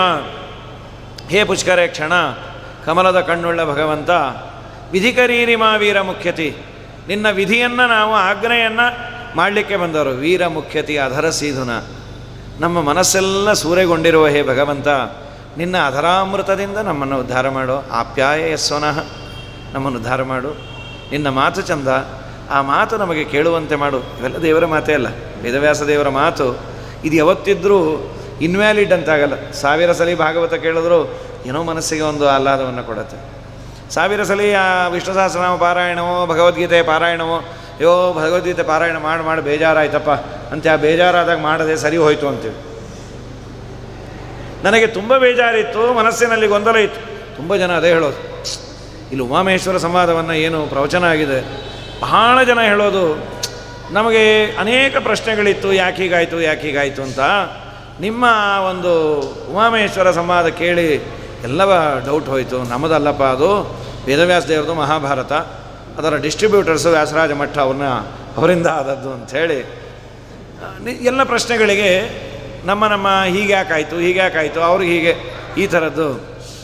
ಹಾಗಾಗಿ ನಮ್ಮಪ್ಪ ತವ ಕಥಾಮೃತಂ ತಪ್ತ ಜೀವನಂ ಕವಿಭಿರೀಡಿತಂ ಕಲ್ಮಷಾಪಂ ಶ್ರವಣಮಂಗಲಂ ಶ್ರೀಮದಾತತಂ ಭುವಿ ಗೃಣಂತಿ ತೇ ಭೂರಿದಾ ಜನ. ನಿನ್ನ ಅಧಾಂತ ಕೊಡು, ನಾವು ನೀನಿಲ್ಲದೆ ಬದುಕೋದಿಲ್ಲ ಅಂದ್ರಲ್ಲ, ಹೇಗೆ ಬದುಕೇರಿ? ತವ ಕಥಾಮೃತಂ ತಪ್ತಾನ್ ಜೀವಯತಿ, ನಿನ್ನ ಕಥಾಮೃತ ಜೀವನದಲ್ಲಿ ನೊಂದು ಬೆಂದವರನ್ನು ಪುನಃ ಬದುಕುವಂತೆ ಮಾಡುತ್ತೆ. ಇನ್ನು ಜೀವನದಲ್ಲಿ ನಮಗೇನೂ ಹೋಪ್ಸೇ ಇಲ್ಲ ಅನ್ನುವ ಒಬ್ಬ ಸಾತ್ವಿಕನಿಗೆ ಸ್ವಲ್ಪ ದೇವರ ವಾರ್ತೆ ಬಿದ್ದರೆ ಬದುಕಬೇಕು ಅನ್ನೋ ಹೋಪ್ಸ್ ಬರುತ್ತಂತೆ. ಇದ್ದಿದ್ದೇ ಬಿಡ್ರಿ, ಇದೆಲ್ಲ ಸಂಸಾರದಲ್ಲಿ ಅವರಂದರು ಇವರಂದರು, ಮಗ ಅಂದ, ಸೊಸೆ ಅಂದ, ಮೊಮ್ಮಗ ಅಂದರು, ಹಾಳಾಗಿ ಹೋಲಿ ಬಿಡ್ರಿ ಅನ್ನೋದೇ ಅವ್ರ ಡ್ಯೂಟಿ ಅನ್ನಿಸ್ಕೊಂಬೋದು. ನಮ್ಮ ಹಣೆ ಬರಹ. ಹೋಗಿ 1-2 ತಾಸು ದೇವರ ವಾರ್ತೆ ಕೇಳಿದ್ವಿ ಅಂದರೆ ಎಲ್ಲ ಮರಿತೀವಿ. ಇದು ಮತ್ತೆ ಇನ್ಯಾವಾಗ ಕೇಳ್ತೀವಿ, ನಾಯಿಯೋ ನರಿಯೋ ಇನ್ಯಾವುದೋ ಜನ್ಮ ಬಂದಾಗ ಇದನ್ನು ಕೇಳಲಿಕ್ಕೆ ಆಗಲ್ಲಲ್ಲ. ನೀವು ಅನ್ರಿ, ಅಂದದ್ದೇ ಒಳ್ಳೇದಾಯ್ತು, ಯಾಕೆಂದರೆ ಪುರಾಣಕ್ಕೆ ಬಂದೆ ಅಂತ.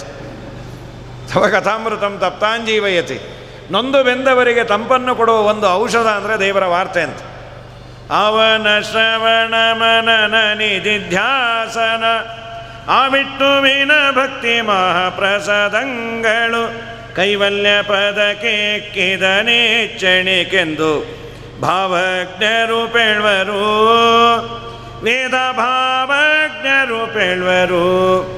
ಜೀವಕ್ಕೆ ಜವನ ಬಧೆಗಳ ತಪ್ಪಿಸಿ ಪಾವನ ವೈಕುಂಠಪುರದೊಳಗೆಂದೆಂದು ಆವಾಸವ ಮಾಡಿ ಸುಖಿಸಬೇಕಾದರೆ ಸೇವಿಸು ವೈಷ್ಣವರ, ನೀ ಸೇವಿಸು ವೈಷ್ಣವರ. ನಾರಾಯಣನ ನೆನೆ ಮನವೇ ನಾರಾಯಣನ ನೆನೆ. ಲಿಟರರಿ ರೆಕ್ಕೇನೂ ಬಂತು. ಸಂಪಾತಿಗೆ ರಾಮಾಯಣ ಕೇಳಿ ರೆಕ್ಕೇನೂ ಬಂತು. ತವ ಕಥಾಮೃತಂ ತಪ್ತ ಜೀವನಂ ತಪ್ತಾಂಜೀವಯತಿ, ನೊಂದವರಿಗೆ ಬೆಂದವರಿಗೆ ತಂಪನ್ನು ಕೊಡುವ ಒಂದು ಔಷಧ. ಔಷಧ ಅಂತಾನೆ ದೇವರಿಗೆ ಹೆಸರು. ಉಪನಿಷತ್ತಿನಲ್ಲಿ ಔಷಧ ಅಂತ. ನಮ್ಮ ವಿಜಯದಾಸರು ಧನ್ವಂತರಿ ಸುಳಾದಿಯಲ್ಲಿ ದೇವರನ್ನು ರಾಜೌಷಧ ಅಂತ ಸಂಬೋಧನೆ ಮಾಡ್ಯಾರ. ಉಷಧಾಹೆ, ಉಷಾ ಅನ್ನೋ ವರ್ಬಿಗೆ ಸುಡೋದು ಅಂತ. ಸಂಸಾರದಲ್ಲಿ ನೊಂದು ಬೆಂದವರಿಗೆ ತಂಪನ್ನು ಕೊಡುವ ದೊಡ್ಡ ಸಲ್ಯೂಷನ್ನು ದೇವರ ವಾರ್ತೆ ಅಂತ. ಸ್ವಾಮಿ ತವ ಕಥಾಮೃತಂ ತಪ್ತಾನ್ ಜೀವಯತಿ, ಜ್ಞಾನಿಗಳಿಂದ ಸ್ತೋತ್ರ ಮಾಡಿಸಿಕೊಳ್ಳಲ್ಪಡೋದು, ಎಲ್ಲ ಪಾಪವನ್ನು ಪರಿಹಾರ ಮಾಡೋದು, ಶ್ರವಣ ಮಂಗಲಂ ಕೇಳಿದವರಿಗೆ ಮಂಗಲವನ್ನು ಉಂಟು ಮಾಡೋದು, ಭುವಿ ಗೃಣಂತಿದೆ ಭೂಮಿಯಲ್ಲಿ ಕೊಂಡಾಡ್ತಾರೆ, ಭೂರಿದಾಹ ಸಂಪತ್ತನ್ನು ಕೊಡುತ್ತೆ ಅಂತ ಭಗವಂತ ನಿನ್ನ ಕಥಾಮೃತವನ್ನು ಕುಡಿದದ್ದಕ್ಕೆ ಬದುಕಿದ್ದೀವಿ, ಬಾ ನಮ್ಮೆದರಿಗೆ ಅಂಥೇಳಿ ಚಲಸಿ ಅದ್ವ್ರಜ ಚರಯನ್ ಪಶೂನ್ ನಲಿನ ಸುಂದರಂ ನಾಥತೆ ಪದಂ ಶಿಲತೃಣಾಂಕುರೈ ಸಿದತೀತಿನಃ ಕಲಿಲತಂ ಮನಃ ಕಾಂತಗಚ್ಚತಿ. ಮನಃಕಾಂತ, ಹೇ ಭಗವಂತ ಚಲಸಿ ಯದ್ವ್ರಜಾತೆ, ನೀನು ರಜದಿಂದ ಹೊರಗೆ ಹೋದಾಗ ದೇವರು ಗೋಕುಲ ಬಿಟ್ಟು ಗೋವುಗಳನ್ನು ಮೇಯಿಸ್ಲಿಕ್ಕೆ ಹೋಗೋನು. ಎಲ್ಲ ಗೋಪಿಕಾಸ್ತ್ರೀಯರ ಮನೆ ಮುಂದೆ ಇರೋರು.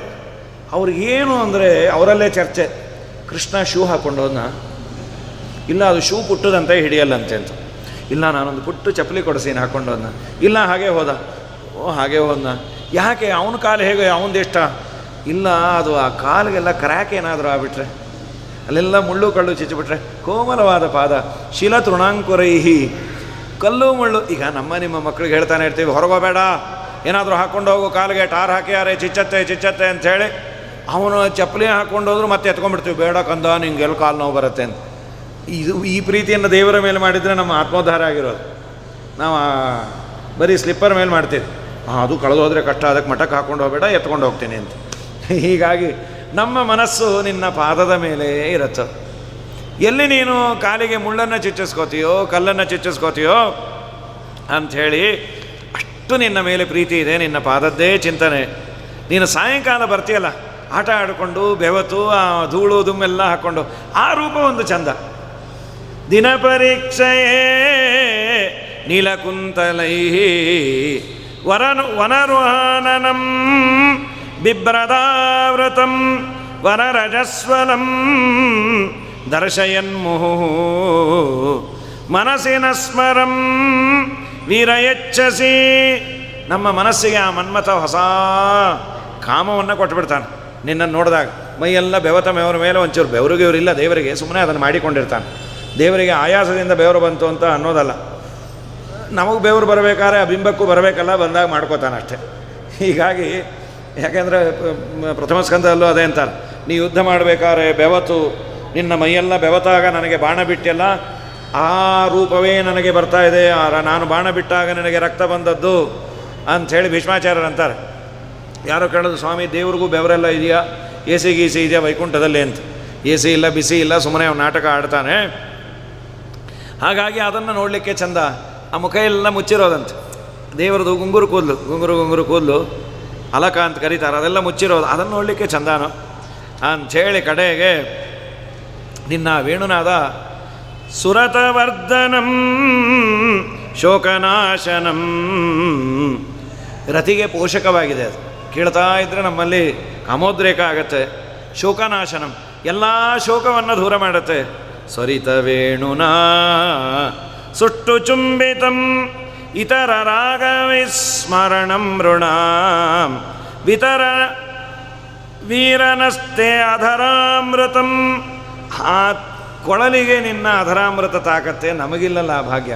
ಕೊಳಲಿಗೂ ತಾಗ್ತಾ ಇರಲಿಲ್ಲ. ಲಕ್ಷ್ಮೀದೇವಿ ಅಲ್ಲಿ ಇದ್ದು ಪಾನ ಮಾಡೋಳು ಅಂತಿದೆ, ಶ್ರೀದೇವಿ ವೇಣುಮಾವಿಷ್ಯ ರೇಮೇ ಕೃಷ್ಣ ಮುಖಾಂಬುಜೆ ಅಂತ. ಆ ನಿನ್ನ ಅಧರಾಮೃತವನ್ನು ಕೊಡು. ಆ ನಿನ್ನ ವೇಣುನಾದ ಕೇಳಿದ್ರೆ ಹಾಗಾಗತ್ತೋ, ನಮ್ಮ ವಿದ್ಯಾಪ್ರಸನ್ನರ ಅಂತಾರಲ್ಲ ಹಾಗದು. ವೇಣುನಾದ ಕೇಳಿದ್ರೆ ಮನೇಲಿ ಇರ್ಲಿಕ್ಕೆ ಆಗ್ತಿರ್ಲಿಲ್ಲ ಅಂತ. ಮಧುರಾನಾಚನು ಮುರಳಿಯನೂದನು ಸುರಿವುದಾನಂದ ಜಲ, ಬನ್ನಿ ಮುರಳಿಯ ನಾದವ ಕೇಳಿ, ಕಂಗೊಳಿಸುವ ಬೆಳದಿಂಗಳ ಸೊಬಗಿಲಿ ತಂಗಾಳಿಯ ಸುಖದಿ, ಶ್ರೀರಂಗನ ಶ್ಯಾಮಲಾಂಗನು ತನ್ನ ಕೋಮಲ ಕರದಲ್ಲಿ ಆ ಮುರಳಿಯ ಪಿಡಿಯೇ, ಹೃದಯದಲ್ಲಿ ಪ್ರೇಮವು ತುಂಬುವುದು. ಇದನ್ನೇ ಸುರತವರ್ಧನಂ ಅಂತ. ನಿನ್ನ ಬಗ್ಗೆ ಪ್ರೇಮ ಅಂಕುರ ಹೊಡೆಯತ್ತಪ್ಪ. ಪತಿಸುತಾನ್ವಯ ಭ್ರಾತೃಬಾಂಧವಾನ್ ಎಲ್ಲರನ್ನೂ ಬಿಟ್ಟು ಬಂದಲ್ಲೋ. ಪತಿ ಅಂದರೆ ಪಶುಪತಿ, ರುದ್ರ ಸರ್ವೋತ್ತಮ ಅಲ್ಲ ಅಂತ. ಓಂ ಪತ್ಯುರಸಾಮಂಜಸ್ಯಾತ್ ಓಂ ಅಂತ. ತತ್ಸುತ ಗಣಪತಿ ಅಲ್ಲ. ನವಿಶ್ವಕತ್ ಪಶುಪತಿ ಶ್ರೂಯಮಾಣ ಅಗುಣತ್ವತಃ ಚೈತ್ರವತ್ ಕಿಂ ಪುನರ್ವಿಘ್ನ ಪ್ರಜ್ಞಾದ್ಯ ಬಾಲಶಂಕಿತಾ. ಯಾರೂ ಸರ್ವೋತ್ತಮ ಅಲ್ಲ, ನಿನ್ನ ಹತ್ರ ಬಂದು ನೀನೂ ಕೈ ಕೊಟ್ಟರೆ ಹೇಗೆ? ಇತಿಗೋಪ್ಯ ಪ್ರಗಾಯಂತ್ಯ ಪ್ರಲಪಂತಶ್ಚ ಚಿತ್ರದ ರುರುದು ಸುಸ್ವರಂ ರಾಜನ್ ಕೃಷ್ಣದರ್ಶನ ಲಾಲಸಾಹ ತಾಸಾಂ ಆವಿರಭೂಶೌರಿ ಸ್ಮಯಮಾನ ಮುಖಾಂಬುಜ ಪೀತಾಂಬರ ದರಸ್ರಗ್ವಿ ಸಾಕ್ಷಾನ್ ಮನ್ಮಥ ಮನ್ಮಥಃ. ಅವರ ರಾಗಕ್ಕೆ, ಅವರ ಅಳುಗೆ, ಅವರ ಭಕ್ತಿಗೆ ಮೆಚ್ಚಿ ದೇವರು ಬಂದ. ಹೇಗಿದ್ದ? ಮನ್ಮಥನನ್ನು ಮೀರಿಸುವ ಅದ್ಭುತವಾದ ಸೌಂದರ್ಯ. ಓಡಿ ಬಂದರು ಬಲು ಬೇಡಿಕೊಂಡರು ಗಾರುಡಿಗಾರನವರು ನೋಡಿ ನಲಿದರು. ಮಾಡಿದ ಜಲ ವಾಸುದೇವ ವಿಠ್ಠಲ ಮಾಡಿದ ಮನ ಮಾಡಿದಾತ ಕೂಡಿದನಗ ಬಂದನು ಗೋವಿಂದ ಚಂದದಿ ಆನಂದ ಸುಂದರಿಯ ಮಂದಿರಕ್ಕೆ ನಂದನ ಕಂದ ಆ ನಂದನ ಕಂದ ಅಂತ ಹೇಳ್ತಾ ಮುಂದೆ ರಾಸಕ್ರೀಡೆಯನ್ನು ಮಾಡಿ ಅವರನ್ನು ಕೊಟ್ಟು ಕಳಿಸ್ದ. ಅಲ್ಲೂ ಮತ್ತೆ ಲಕ್ಷ್ಮೀದೇವಿಯನ್ನೇ ಇಟ್ಟು ಭೋಗ ಮಾಡಿದ ಅಂತೆಲ್ಲ ಹೇಳ್ತಾರೆ. ಇಂತಹ ಪವಿತ್ರವಾದ ವೈಶಾಖ ಮಾಸ ಬ್ರಹ್ಮಣ್ಯ ತೀರ್ಥರ ವಿಶೇಷವಾದ ಆರಾಧನಾ ಸಂದರ್ಭ. ಈ ಸಂದರ್ಭದಲ್ಲಿ ದೇವಬ್ರಾಹ್ಮಣರ ಆರಾಧನೆ, ವಸಂತ ಪೂಜೆ, ಫಳಾರ ಇದು ಮಾಡಿಸೋದು ಬಹಳ ಪುಣ್ಯವೇ. ಅದರ ಜೊತೆಯಲ್ಲಿ ಬುದ್ಧಿಗೂ ಒಂದಿಷ್ಟು ಆಹಾರವನ್ನು ಹಾಕಿದರೆ ಇದು ತುಂಬ ಪುಣ್ಯ. ಇದು ಮೋಕ್ಷದವರೆಗೂ ಅನುವೃತ್ತವಾಗುವ ಪುಣ್ಯ ಇದು. ಅದಕ್ಕಾಗಿ ವಿಶೇಷವಾಗಿ ಸೇವಾಕರ್ತರು ಭೋಜನದ್ದೊಂದೇ ಅಲ್ಲ, ತಲೆಗೂ ಒಂದಿಷ್ಟು, ತಲೆ ಕಮ್ಮಿ ಎಲೆ, ಈ ಎಲೆಗೆ ಬಿಟ್ಬಿಡ್ತೀವಿ. ಯಾಕೆ 3 ಗಂಟೆ ಆದಮೇಲೆ ಇನ್ನು ಗೋವಿಂದ ಎಲೆಯ ಜೊತೆಯಲ್ಲಿ ತಲೆಗೂ ಆಹಾರವನ್ನು ಕೊಟ್ಟಿದ್ದಾರೆ ಆ ಭಗವಂತ ಗೋಪಿಗೀತೆಯಿಂದ. ಅದರಲ್ಲೂ ಗೋಪಿಗೀತೆ ವಿಶೇಷವಾಗಿ ಈ ಮಠದಲ್ಲಿ ನಾನು ಆಗಲೇ ಹೇಳಿದಾಗೆ ವಿದ್ಯಾವಾಚಸ್ಪತಿಗಳು ವಿಶೇಷ ಭಗವಂತನ ಆರಾಧನೆಯನ್ನು ಭಾಗವತದಿಂದ ಅದರಲ್ಲೂ ಗೋಪಿಗೀತೆಯಿಂದ ಮಾಡಿದ ಪುಣ್ಯಾತ್ಮರು. ಅವರ ಈ ಒಂದು ಪ್ರತಿಷ್ಠಾಪಿತವಾದ ಶ್ರೀನಿವಾಸನ ಸನ್ನಿಧಾನದಲ್ಲಿ ಆಡುವ ಭಾಗ್ಯ ನನಗೆ ದೊರಕದ್ದು ಪುಣ್ಯ ಅಂತ ಹೇಳ್ತಾ 2 ಮಾತನ್ನು ಮುಗಿಸ್ತೇನೆ. ನಮಗೂ ನಿಮಗೂ ಭಗವಂತ ಜ್ಞಾನಭಕ್ತಿ ವೈರಾಗ್ಯಾದಿಗಳನ್ನು ಕೊಟ್ಟು ಸ್ವಲ್ಪ ಆದರೂ ದೇವರಲ್ಲಿ ತನ್ಮಯತೆ ಕೊಡಲಿ. ಗೋಪಿಕಾ ಸ್ತ್ರೀಯರದು ತುಂಬ ಅತೀ ದೊಡ್ಡದು. ಸ್ವಲ್ಪ ಆದರೂ ವಿಷಯಗಳಲ್ಲಿ ಆಸಕ್ತಿಯನ್ನು ಒಂದು ದಿವಸ ಆದರೂ ಬಿಡಿಸ್ಲಿ. ವಿಜೇಂದ್ರ ಸ್ವಾಮಿಗಳಂದರೆ ಅಲಮೇಕ ದಿನಂ ಅಂದರು. ಒಂದಿನ ಎಲ್ಲ ಬಿಟ್ಟು ಅವ್ರು ಇನ್ನೂ ಆಡಿದಾಗ ಫೋನ್ ಬಂದಿರಲಿಲ್ಲ, ಇದು ಜಿಯೋ ಬಂದಿರಲಿಲ್ಲ, ಹಾಗೇ ಅಂದ್ಬಿಟ್ಯಾರ ನಿಮ್ಮ ಅಪರಾಣೆ ನೀವು ಬಿಡೋದಿಲ್ಲ ಅಂತ. ಅದು ಒಂದು ದಿವಸವಾದರೂ ಎಲ್ಲ ಮರೆತು ದೇವರನ್ನು ಆರಾಧನೆ ಮಾಡುವ ಭಾಗ್ಯವನ್ನು ಕೊಡಲಿ ಅಂತ ಹೇಳ್ತಾ 2 ಮಾತನ್ನು ಶ್ರೀಕೃಷ್ಣಾರ್ಪಣಮಸ್ತು. ನಾರಾಯಣ.